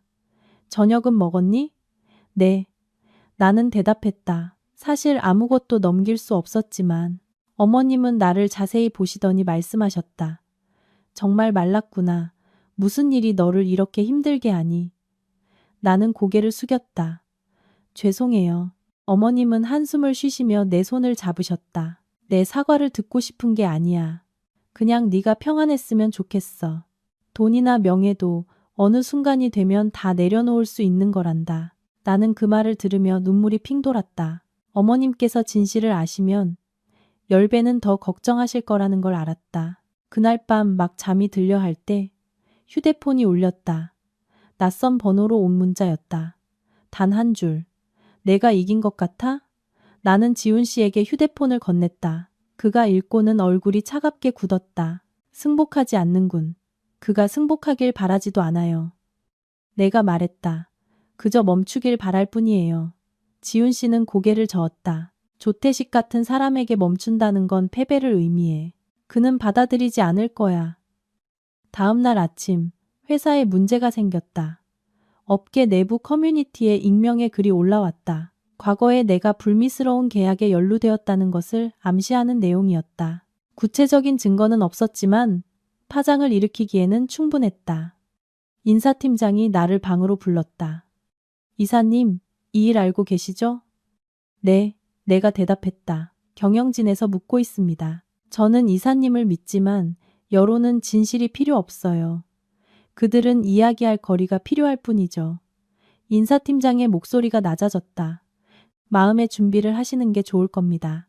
나는 고개를 끄덕였다. 방을 나왔을 때 다리가 약간 떨렸지만 마음은 이상하게 차분했다. 이것이 조태식의 첫 번째 보복이라는 것을, 사람을 공격하는 대신 명예를 공격하는 방식이라는 것을 알았다. 점심때 박 실장에게서 전화가 왔다. 그 글은 조태식과 연관된 언더그라운드 홍보팀이 퍼뜨린 겁니다. 그럴 줄 알았어요. 내가 말했다. 방법이 있을까요? 있습니다. 박 실장이 대답했다. 하지만 그가 몇 걸음 더 나아가게 둬야 합니다. 여론이 자기 편이라고 믿게 되었을 때 그때 뒤집는 겁니다. 그날 오후 아버지께서 전화하셨다. 인터넷에서 이상한 글들을 좀 봤다. 설명할 필요 없다. 아비는 한마디만 하마. 바르게 살면 하늘이 져버리지 않는다. 아버지의 말씀에 울컥 눈물이 쏟아질 뻔했다. 알아요. 나는 대답했다. 밤에 나는 사무실에 혼자 앉아 익숙한 검은 수첩을 펼쳤다. 모든 일, 문자, 게시글, 회사의 반응을 기록했다. 더 이상 기억하기 위해서가 아니라 준비하기 위해 기록했다. 지훈 씨가 방으로 들어와 내 앞에 따뜻한 차 한 잔을 놓아주었다. 박 실장 말이 조태식이 돈을 쏟아부어서 빨리 끝내려고 한대. 그렇다면 무리수를 두겠군요. 내가 말했다. 그리고 그때가 그가 가장 실수하기 쉬운 때야. 지훈 씨가 나를 보았다. 두려워? 나는 잠시 생각하다가 고개를 저었다. 침묵한다면 두려워요. 하지만 맞선다면 아직 살아있다고 느껴져요. 지훈 씨가 아주 옅게 미소 지었다. 그렇다면 넌 그가 생각하는 것보다 강한 거야. 밤이 깊어졌다. 나는 불을 껐지만 바로 잠들지 않았다. 김철민 씨, 미나, 그리고 이 소용돌이에 우연히 휘말린 사람들을 생각했다. 내가 무너지면 그들이 가장 먼저 버려질 것이라는 것을 알았다. 자정 가까이 되어 박 실장에게서 메시지가 왔다. 조태식이 큰 수를 둘 겁니다. 준비하십시오. 나는 휴대폰을 내려놓고 눈을 감았다. 어둠 속에서 더 이상 공포는 느껴지지 않았다. 오직 폭풍 전야와 같은 차가운 기다림만이 있었다. 가장 어려운 부분은 아직 오지 않았다는 것을 알았다. 지금부터 나에게 일어날 일들은 더 이상 비즈니스 세계의 한 여성의 개인적인 일이 아니었다. 그것은 탐욕과 인간의 마지막 한계 사이의 충돌이었다. 그리고 나는 무슨 일이 일어나든 더 이상 도망치는 사람이 되지 않겠다고 다짐했다. 그 후 며칠은 팽팽한 기타 줄처럼 긴장 속에서 흘러갔다.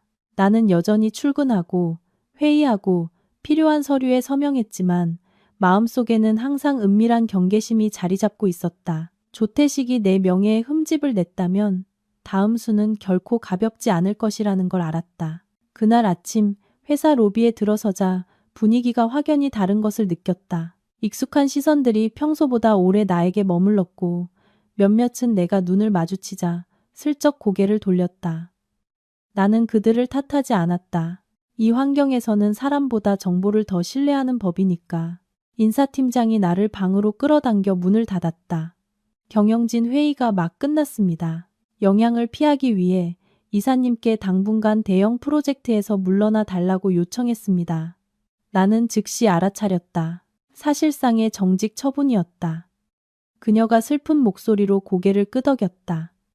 일시적이라고는 하지만 아시잖아요. 한번 흠이 생기면 사람들은 기억한다는 거. 나는 깊은 숨을 들이마셨다. 이해합니다. 회사를 탓하지 않아요. 방을 나왔을 때 손이 차가웠다. 직위를 잃을까봐 두려워서가 아니었다. 조태식이 목적의 일부를 달성했다는 것을 알았기 때문이었다. 그는 내가 설 자리를 잃고 목소리를 잃게 만들어 다음 압박을 가할 때 내가 저항할 힘이 없게 만들고 싶었던 것이다. 점심때 박 실장에게서 전화가 왔다. 그가 여론을 몰아가고 있지만 한 가지 실수를 했습니다. 어떤 점이죠? 내가 물었다. 너무 서둘렀습니다. 박 실장이 말했다. 그가 퍼뜨린 자료들에는 수정된 흔적이 있습니다. 조금만 더 기다렸더라면 추적하기 더 어려웠을 겁니다. 나는 잠시 침묵했다. 제가 뭘 해야 하죠? 가만히 계셔야 합니다. 박 실장이 대답했다. 가만히 있을수록 그는 자신이 이겼다고 생각할 겁니다. 그날 오후 나는 일찍 퇴근했다. 문을 열자마자 시어머니께서 일어서셨다. 그분은 걱정스러운 눈빛을 감추지 못하고 나를 보셨다. 회사에 무슨 일 있니? 나는 그분 옆에 앉았다. 조금 문제가 있지만 제가 처리할 수 있어요. 어머님은 내 손을 잡으셨다. 가늘지만 따뜻한 손이었다. 지훈이가 네가 강하다고 하더구나. 어미도 믿지만 네가 너무 애쓰고 있을까봐 걱정이구나. 나는 고개를 숙였다. 이제 억지로 버티지 않을 거예요, 어머님. 저는 그냥 이 가족을 지키고 싶을 뿐이에요. 저녁에 아버지께서 다시 전화하셨다. 인터넷 이야기는 꺼내지 않으시고 단지 요즘 잠은 잘 자니? 라고 물으셨다. 아주 간단한 질문이었지만 목이 메었다. 그럭저럭요. 아빠. 그럼 됐다. 아버지가 말씀하셨다. 사람이 잠은 잘 수 있느냐 없느냐에서 차이가 나는 거란다. 나는 전화를 끊고 오랫동안 멍하니 앉아 있었다. 다른 사람들보다 내가 훨씬 운이 좋다고 느낄 때가 있었다. 내 뒤에는 돌아갈 가족이 있었으니까. 그날 밤 낯선 번호로 다시 문자가 왔다. 침묵이 안전이라고 생각해? 나는 답장하지 않고 박 실장에게 바로 전달했다. 10분도 안 되어 그에게서 전화가 왔다. 그가 초조해하기 시작했습니다. 좋습니다. 다음 날 아침 박 실장이 작은 카페에서 만나자고 했다. 지훈 씨는 동행하지 않았다. 이 만남은 비밀이 필요하다는 것을 알았다. 박 실장은 내 앞에 태블릿 PC를 놓았다. 지난 6개월간 조태식의 자금 흐름입니다. 심각한 자금난을 겪고 있습니다. 그가 가장 의지했던 것이 이사님과의 계약이었습니다. 나는 붉은색으로 가득한 숫자들을 보았다. 그래서 무리수를 둔 거군요. 맞습니다. 박 실장이 말했다. 그리고 그에게는 마지막 수가 하나 남았습니다. 이 수가 통하지 않으면 그는 모든 것을 잃게 될 겁니다. 나는 고개를 들었다. 무슨 수죠? 그는 이사님께서 공개적으로 사과하고 잘못을 인정하도록 압박할 겁니다. 그 대가로 이사님의 명예와 가족을 건드리지 않겠다고 하겠죠. 박 실장이 나를 똑바로 쳐다보았다. 그것이 마지막 일격입니다. 나는 옅게 웃었다. 전 그렇게 안 해요. 알고 있습니다. 박 실장이 말했다. 하지만 그는 이사님께서 그렇게 할 거라고 생각합니다. 그가 이사님을 과소평가하고 있기 때문이죠. 그날 오후 조태식이 정말로 전화했다. 돌려 말하지 않았다. 너에게 빠져나갈 길을 하나 주지. 그가 말했다. 기자회견을 열어 관리상의 실수가 있었다고 인정하고 파트너들에게 사과해. 그러면 모든 것이 끝난다. 김철민 씨는요? 내가 물었다. 그가 웃었다. 걱정 마. 그는 이미 해외로 나갔어. 아무 관련 없어. 나는 눈을 감았다. 제가 무릎 꿇기를 원하시는 건가요? 조태식이 대답했다. 네가 고개 숙이기를 원해. 나는 눈을 떴다. 목소리는 평온했다. 생각할 시간을 하루 주세요. 시간이 많지 않을 거야. 그가 말했다. 내일. 전화를 끊자 마음이 텅 빈 것 같았다. 나는 지훈 씨에게 전화했다. 오늘 일찍 와요.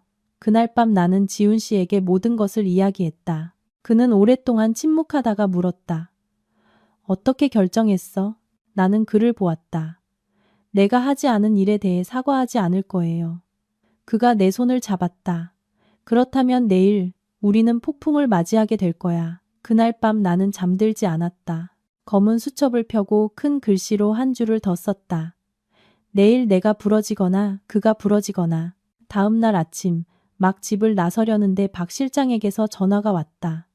그의 목소리는 다급했지만 드물게 흥분한 기색이 엿보였다. 그가 덫에 걸렸습니다. 심장이 세차게 뛰었다. 무슨 덫이죠? 그가 이사님을 협박하기 위해 스스로 녹음 파일을 유포했습니다. 하지만 그 안에는 그가 명예훼손부터 사람을 납치한 것까지 모든 것을 꾸몄다고 인정하는 내용이 담겨 있습니다. 박 실장이 빠르게 말했다. 처리하기에 충분합니다. 나는 그 자리에 굳어버렸다. 확실한가요? 확실합니다. 박 실장이 대답했다. 하지만 마지막 단계가 하나 남았습니다. 이사님께서 직접 나서셔야 합니다. 어떻게 나서야 하죠? 심장이 쿵쾅거렸다. 기자회견을 여실 겁니다. 박 실장이 말했다. 사과하기 위해서가 아니라 진실을 말하기 위해서입니다. 나는 전화를 끊고 지훈 씨를 보았다. 그는 더 묻지 않고 즉시 이해했다. 그저 한마디만 했다. 내가 여기 있어. 나는 깊은 숨을 들이마셨다. 지금 이 순간 빛으로 나아가는 것은 조태식뿐만 아니라 여론과 수백 명의 비판적인 시선과도 마주하는 것이라는 걸 알았다. 하지만 내가 나서지 않으면 나는 평생을 강요된 침묵 속에서 살게 될 것이다. 그리고 나는 더 이상 침묵하기에는 너무나 지쳐 있었다. 그날 아침 나는 아주 이상한 기분으로 기자회견장에 들어섰다. 예전에 생각했던 것처럼 떨리지 않았다. 오히려 텅 빈 듯한 평온함이 느껴졌다. 아마도 돌아갈 길을 생각하기에는 너무 멀리 와버렸기 때문일 것이다. 사람이 감출 것이 없어지면 잃을 것도 없어지는 법이다. 지훈 씨가 내 옆에서 걸었다. 손을 잡지는 않고 단지 반걸음 뒤에서 천천히 따라왔다. 박 실장은 일찍부터 와서 방구석에 서 있었다. 그의 눈빛은 맑고 경계심이 가득했다. 카메라, 마이크, 조명, 모든 것이 준비되어 있었다. 나는 깊은 숨을 들이마시고 자리에 앉았다. 첫 질문들은 예상 밖의 것이 아니었다. 옛 계약서, 익명의 게시글, 내가 프로젝트에서 물러난 일에 대해 물었다. 나는 서둘러 대답하지 않고 귀를 기울였다. 서두를수록 실수하기 쉽다는 것을 알았다. 회견장이 웅성거리기 시작할 때 나는 마이크를 잡았다. 제가 오늘 이 자리에 선 것은 사과하기 위함이 아닙니다. 나는 천천히 말했다. 저는 사과해야 할 잘못을 저지르지 않았기 때문입니다. 회견장은 순간 정적에 휩싸였다. 저는 3년 전 부정의 소지를 발견하고 한 계약을 거절했습니다. 그 거절로 인해 저는 일련의 협박, 명예훼손, 강요의 표적이 되었습니다. 나는 잠시 말을 멈추고 카메라를 똑바로 쳐다보았다. 지난 며칠간 제가 침묵했던 것은 두려워서가 아니라 진실이 제자리를 찾아야 했기 때문입니다. 박 실장이 신호를 보냈다. 뒤쪽 스크린이 켜지고 녹음 파일이 울려 퍼졌다. 조태식의 목소리는 차갑고 또렷했다. 한마디 한마디가 모두 자백이었다. 회견장은 함성으로 가득 찼다. 누군가는 벌떡 일어섰고 누군가는 미친 듯이 받아 적었다. 나는 스크린을 보지 않았다. 아래쪽 좌석들을 보았다. 이 순간 모든 것이 역전되었음을 알았다. 이와 함께 내가 말을 이었다. 불법 감금, 정신적 협박, 여론 조작에 대한 증거들도 있습니다. 이 자료들은 이미 관계기관에 제출되었습니다. 마지막 말이 끝나자마자 소음이 폭발하듯 터져나왔다. 나는 마이크를 내려놓고 일어섰다. 더 말할 필요가 없었다. 진실이 스스로 나머지를 말해주었다. 복도로 나왔을 때 갑자기 다리에 힘이 풀렸다. 지훈 씨가 나를 부축하며 어깨를 가볍게 쥐었다. 끝났어. 나는 고개를 끄덕였지만 마음속으로는 아직 끝나지 않았음을 알았다. 조태식 같은 사람에게 몰락은 결코 순순히 오지 않는다. 오후에 박 실장에게서 전화가 왔다. 조태식은 소환 조사를 받고 있습니다. 당분간은 이 도시를 벗어나지 못할 겁니다. 나는 길고 무거운 숨을 내쉬었다. 기뻐서가 아니라 마침내 더 이상 도망치지 않아도 된다는 안도감 때문이었다. 그날 저녁 나는 일찍 집에 돌아왔다. 시어머니께서 뉴스를 보고 계셨다. 나를 보자 텔레비전을 끄고 일어서셨다. 피곤하지 않니? 나는 고개를 저었다. 괜찮아요, 어머님. 어머님은 오랫동안 나를 보시더니 나를 품에 안으셨다. 그분의 포옹은 강하지 않았지만 따뜻했다. 너희들 일을 어미가 다 이해하지는 못한다. 하지만 네가 많이 힘들었다는 건 안다. 어느새 눈물이 흘렀다. 아파서가 아니라 인정받았다는 느낌 때문이었다. 아버지께서 그 후에 전화하셨다. 기자회견에 대해서는 언급하지 않으시고 단지 네가 똑바로 서는 길을 택했구나. 아비 어미는 자랑스럽다라고 말씀하셨다. 한마디였지만 바깥 세상에 아무리 풍파가 거세도 내게는 돌아갈 곳이 있다는 것을 알게 해주기에 충분했다. 그날 밤 나와 지훈 씨는 오랫동안 나란히 앉아 있었다. 말이 많지 않았다. 후회해? 그가 물었다. 나는 고개를 저었다. 오늘 내가 고개를 숙였다면 평생 고개를 들지 못했을 거예요. 그가 내 손을 잡았다. 네가 이런 일을 겪게 해서 미안해. 사과하지 마요. 내가 말했다. 이 일이 없었다면 아마 저는 여전히 침묵이 안전이라고 생각했을 거예요. 휴대폰이 울렸다. 박 실장에게서 온 메시지였다. 아직 끝나지 않았습니다. 조태식이 반격할 수 있습니다. 나는 읽고 나서 휴대폰을 내려놓았다. 정의가 깔끔한 결말이 아니라는 환상은 품어본 적 없었다. 하지만 최소한 오늘부터 나는 진실을 말할 권리를 되찾았다. 나는 지훈 씨를 보며 아주 옅게 미소 지었다. 다음에 무엇이 오든 이제 두렵지 않아요. 그가 고개를 끄덕였다. 이번에는 혼자 뛰는 게 아니니까. 밖에서는 도시의 불빛이 여전히 환했다. 나는 삶이 예전처럼 돌아가지 않을 것임을 알았다. 하지만 어떤 균열은 사람을 부서뜨리는 대신 더 단단하게 만든다는 것도 알았다. 그리고 이 이야기는 여기서 끝나지 않았다. 어둠을 이용하는 데 익숙한 자가 빛으로 끌려 나오면 그는 마지막 발악을 할 것이기 때문이다. 기자회견 후 숨을 돌릴 수 있을 거라 생각했지만 현실은 결코 그렇게 간단하지 않았다. 조명이 꺼지고 카메라가 방을 떠나자 나는 아주 다른 무언가가 밀려오는 것을 똑똑히 느꼈다. 그것은 폭풍이 남은 것들을 마저 쓰러뜨리기 직전의 무거운 침묵이었다. 다음 날 아침 나는 요란한 초인종 소리에 잠에서 깼다. 지훈 씨가 문을 열자마자 사복 차림의 두 남자가 출석 요구서를 내밀었다. 수갑도 고함도 없었지만 그 진지한 태도는 내 심장을 내려앉게 하기에 충분했다. 이설희 씨, 어제 사건과 관련하여 몇 가지 내용을 명확히 하기 위해 협조해 주시기 바랍니다. 나는 지훈 씨를 보았고 그는 아주 작게 고개를 끄덕였다. 이런 날이 올 줄 알았어. 나는 마음의 준비를 했지만 실제로 그들과 함께 집을 나설 때 다리는 여전히 떨렸다. 서류 냄새가 나는 차가운 조사실에서 나는 모든 것을 다시 한번 이야기했다. 옛 계약서부터 미행당했던 밤, 조태식과의 만남, 모든 문자, 모든 통화까지 나는 더하지도 빼지도 않았다. 이 순간 단 하나의 디테일이라도 틀리면 내가 지키려 했던 모든 것이 무너질 것이라는 걸 알았다. 조사는 거의 6시간 동안 계속되었다. 밖으로 나왔을 때 목은 바싹 마르고 머리는 어지러웠다. 문 밖에서 지훈 씨가 기다리고 있었다. 그는 아무것도 묻지 않고 물 한 병을 건네주고는 마치 내가 심한 열병을 앓고 난 사람처럼 어깨에 재킷을 걸쳐주었다. 괜찮아, 내가 작게 말했다. 알아. 그가 대답했다. 그날 오후 소식은 빠르게 퍼졌다. 조태식은 강요, 불법 감금, 정보 조작 혐의로 구속 수사를 받게 되었다.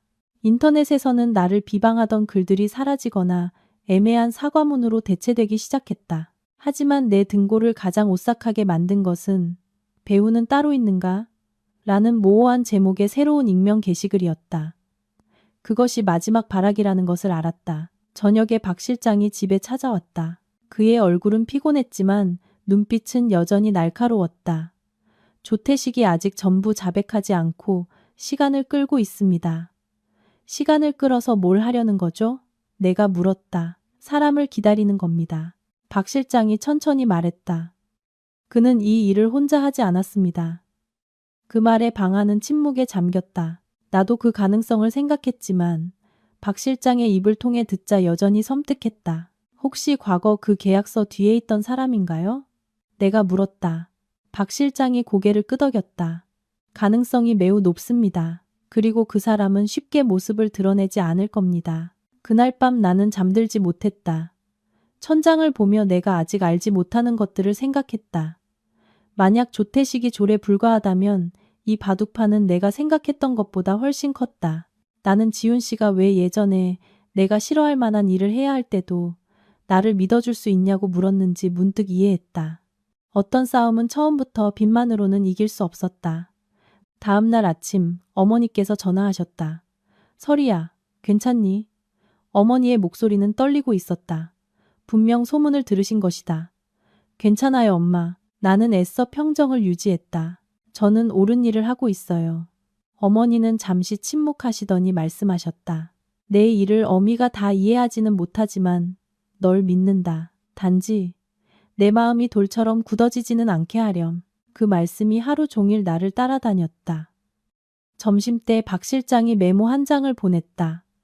조태식이 단독 면담을 요구. 변호사 녹음 없이. 지훈 씨가 즉시 반대했다. 안 돼. 너무 위험해.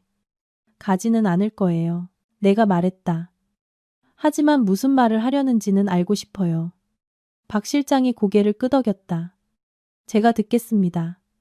늦은 오후, 박 실장이 돌아왔다. 그의 표정은 읽기 어려웠다. 무슨 말을 하던가요? 내가 물었다. 그가 말하길 이사님은 최종 목표가 아니었다고 합니다. 박 실장은 오랫동안 나를 보았다. 그가 말하길 진정으로 이사님을 무너뜨리고 싶어한 사람은 자기가 아니라고 했습니다. 심장이 세차게 뛰었다. 이름을 말했나요? 아니요. 박 실장이 고개를 저었다. 하지만 아주 의미심장한 말을 했습니다. 그 여자는 건드리지 말아야 할 것을 건드렸다고. 그 말은 마치 차가운 칼날이 목덜미를 스치는 것 같았다. 나는 과거의 계약서, 의심스러운 자금 흐름, 그리고 내가 협력을 거절했던 사람들의 눈빛을 떠올렸다. 원한이라는 것이 반드시 즉시 폭발할 필요는 없었다. 그저 적절한 시기를 기다리기만 하면 되는 것이었다. 그날 밤 나와 지훈 씨는 오랫동안 함께 앉아 있었다. 그가 내 손을 잡고 낮은 목소리로 말했다. 설이야. 이 일은 하루아침에 끝나지 않을 수도 있어. 알아요. 내가 대답했다. 하지만 후회하지 않아요. 그가 나를 보았다. 걱정과 결의가 뒤섞인 눈빛이었다. 만약 선택해야 한다면 나는 당신을 지키는 것을 선택할 거야. 아주 강한 사람들과 맞서야 하더라도. 나는 그의 어깨에 머리를 기댔다. 며칠 만에 처음으로 나는 진정으로 피곤하다고 느꼈다. 두려워서가 아니라 너무 오랫동안 긴장하고 있었기 때문이었다. 밖에서는 비가 내리기 시작했다. 빗방울이 유리창을 두드리는 소리는 어떤 것들은 통제할 수 없고 그저 받아들이고 나아가야 한다는 것을 상기시켜주는 듯했다. 나는 이 이야기의 가장 어려운 부분이 조태식의 정체를 밝히는 것이 아니라 내가 믿었던 것처럼 옳고 그름의 경계가 명확하지 않은 세계에 발을 들였다는 사실과 마주하는 것임을 이해했다. 하지만 나는 다른 한 가지도 이해했다. 만약 지금 멈춘다면 내가 해온 모든 것이 무의미해질 것이다. 나는 깊은 숨을 들이마시고 눈을 감았다. 스스로에게 더 단단해져야 한다고 다짐했다.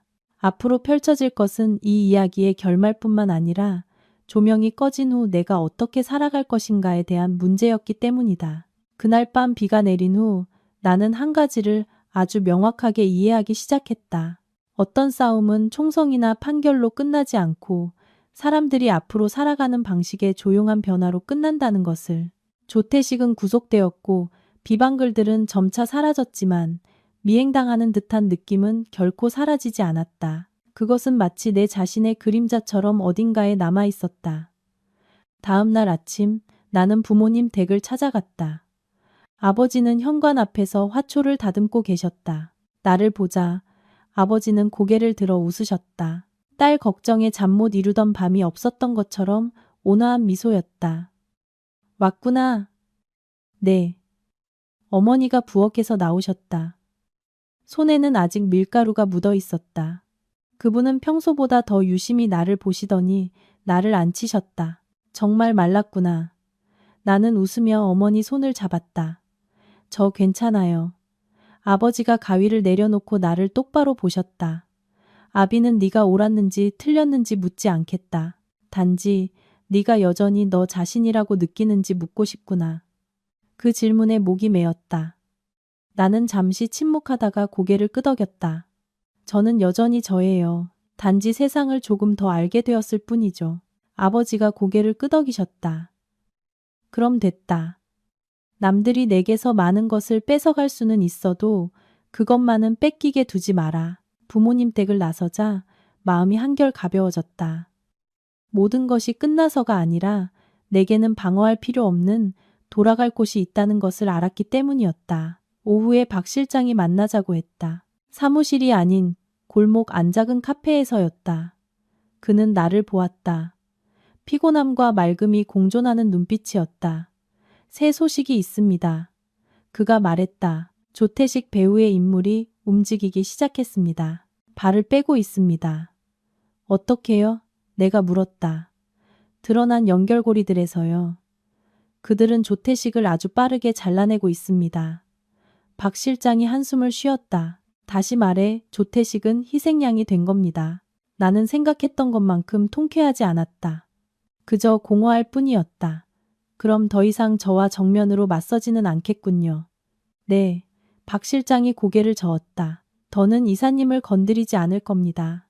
두려워서가 아니라 이사님이 더 이상 그들이 위험을 감수할 만한 가치가 없어졌기 때문입니다. 그 말은 씁쓸하게 들릴 수도 있었지만 나는 오히려 마음이 가벼워졌다. 그걸로 충분해요.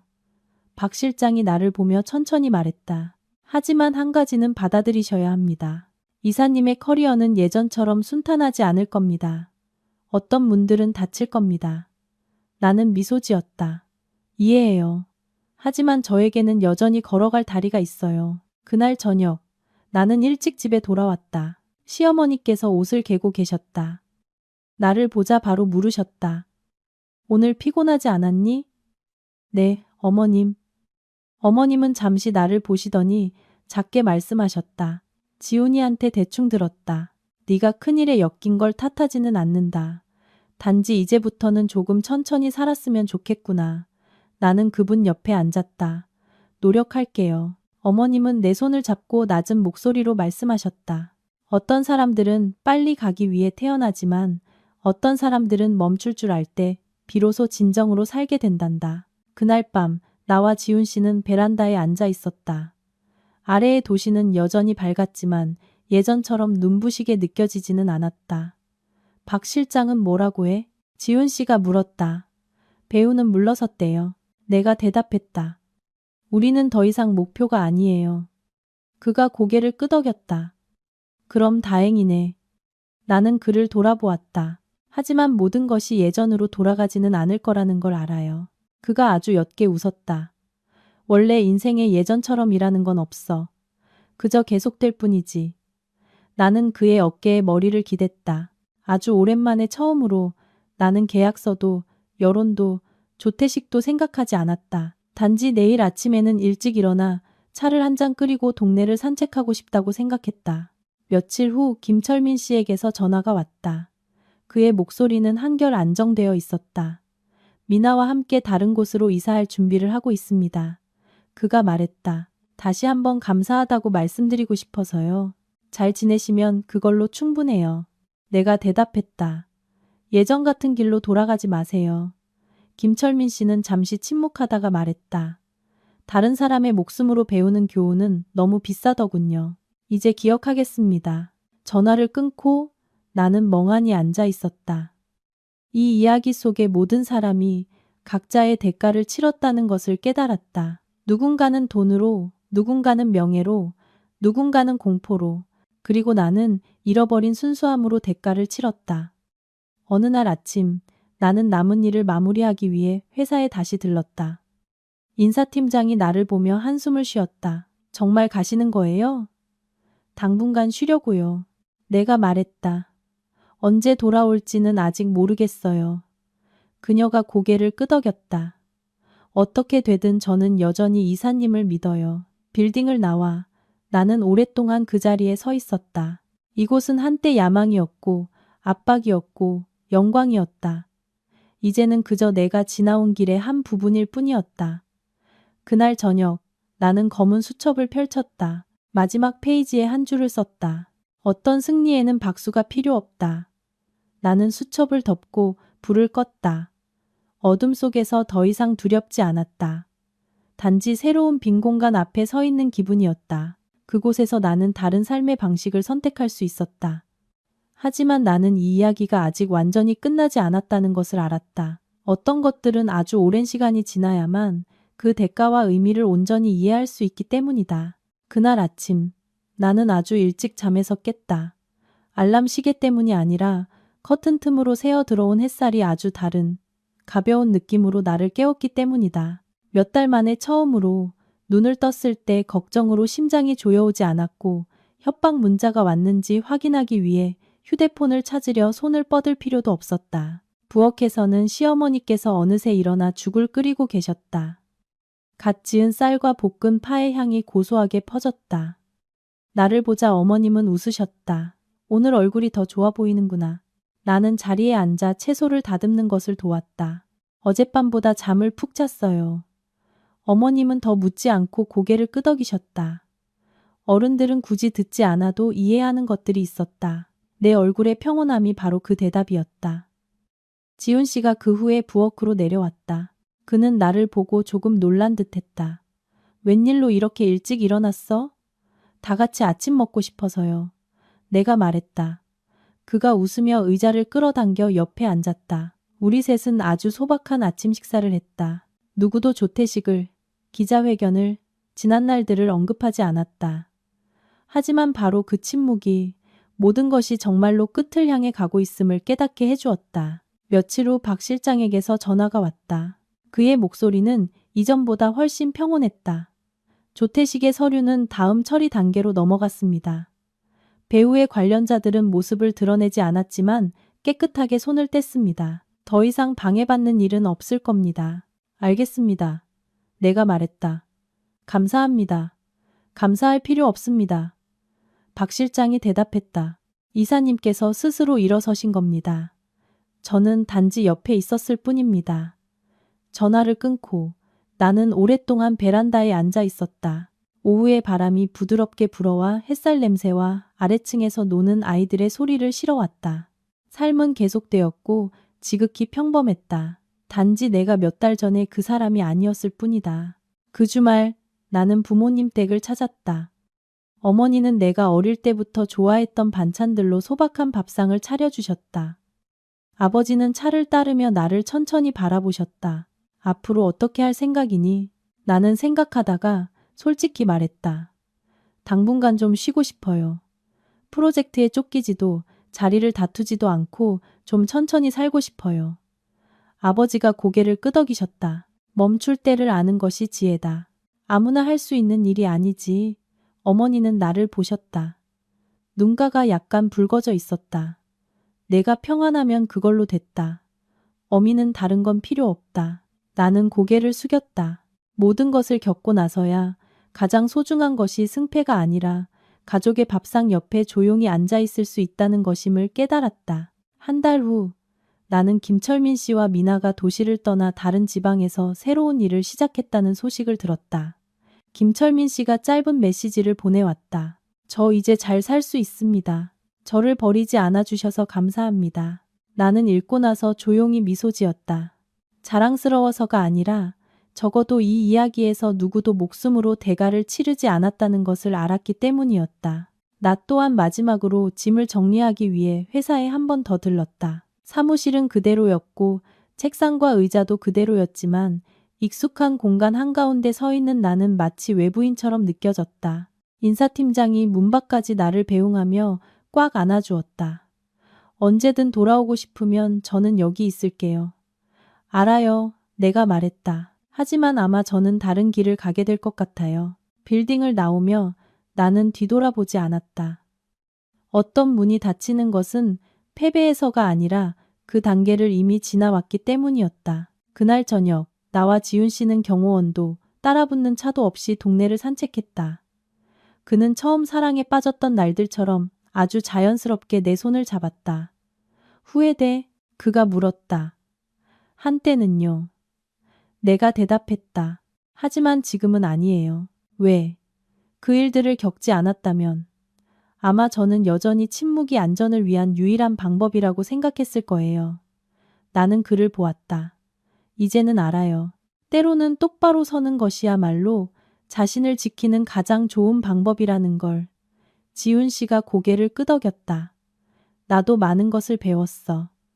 우리는 나무 아래 벤치에 멈춰 섰다. 하늘에는 달이 떠 있었다. 아주 밝지는 않았지만 서로의 얼굴을 알아볼 수 있을 만큼은 충분했다. 나는 문득 깨달았다. 모든 사건이 지나간 후 남은 것은 상처가 아니라 냉철함이라는 것을. 나는 더 이상 조태식을 원망하지 않았다. 나에게 그는 탐욕, 권력, 그리고 인간의 한계에 대한 더 큰 교훈의 일부일 뿐이었다. 어떤 자들은 멈출 줄 몰라 무너지고 어떤 사람들은 놓을 줄 알아 살아남는다. 잠들기 전 나는 다시 검은 수첩을 펼쳤다. 한 장 한 장 넘기며 공포와 의심, 두려움에 떨던 지난날의 나를 다시 보았다. 마지막 페이지에 나는 한 줄을 더 썼다. 평안이란 폭풍이 없는 것이 아니라 폭풍이 지나간 후 내가 어디에 서 있는지를 아는 것이다. 나는 수첩을 덮고 불을 껐다. 어둠 속에서 더 이상 거세게 뛰는 심장 소리는 들리지 않았다. 오직 고른 숨소리만이 아주 현실적으로 느껴졌다. 나의 이야기는 여기서 끝난다. 불꽃놀이도 박수갈채도 누구 하나 시끄럽게 대가를 치르는 일도 없었다. 하지만 나에게는 그것으로 충분한 결말이었다. 나는 나 자신을, 가족을, 그리고 그릇된 것 앞에서 고개 숙이지 않고 살아갈 권리를 지켜냈기 때문이다. 이야기가 막을 내릴 때 남는 것은 음모나 긴장감 넘치는 대결, 어둠 속으로 사라진 이름들이 아니다. 그것은 우리 각자에게 던져지는 아주 현실적인 질문이다. 만약 그런 상황에 처한다면 우리는 안전을 위해 침묵을 택할 것인가? 아니면 자기 자신을 지키기 위해 똑바로 설 것인가? 인생이 항상 평탄한 길을 선택할 권리를 주는 것은 아니다. 때로는 원치 않아도 공포, 압박, 그리고 고독과 마주해야 하는 상황으로 내몰린다. 하지만 이 이야기는 우리에게 한 가지를 분명히 상기시켜준다. 진정한 평안은 회피해서 오는 것이 아니라 내가 어디에 서 있는지를 알고 그것을 끝까지 지켜낼 용기에서 온다는 것을. 살다 보면 오해받고 비방당하고 일시적인 평온을 위해 고개 숙이도록 강요받을 때가 있을 것이다. 그럴 때 침묵은 당장의 풍파를 피하게 해줄 수 있지만 그 대가는 마음속에 오래도록 남는 자책감이다. 그릇된 것 앞에서 한번 고개를 숙이면 평생을 숙이고 살아야 할지도 모른다.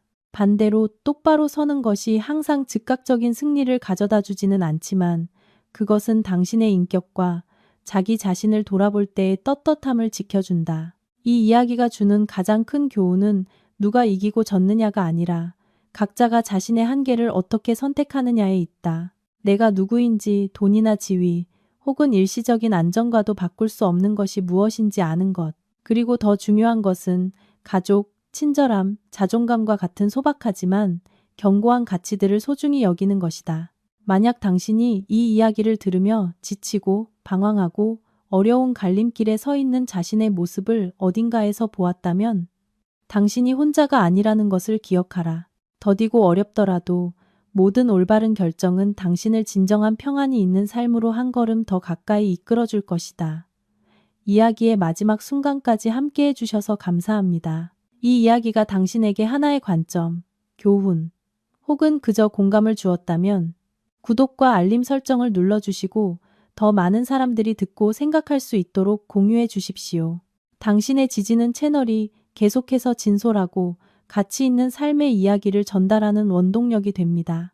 다음 이야기에서 다시 뵙겠습니다.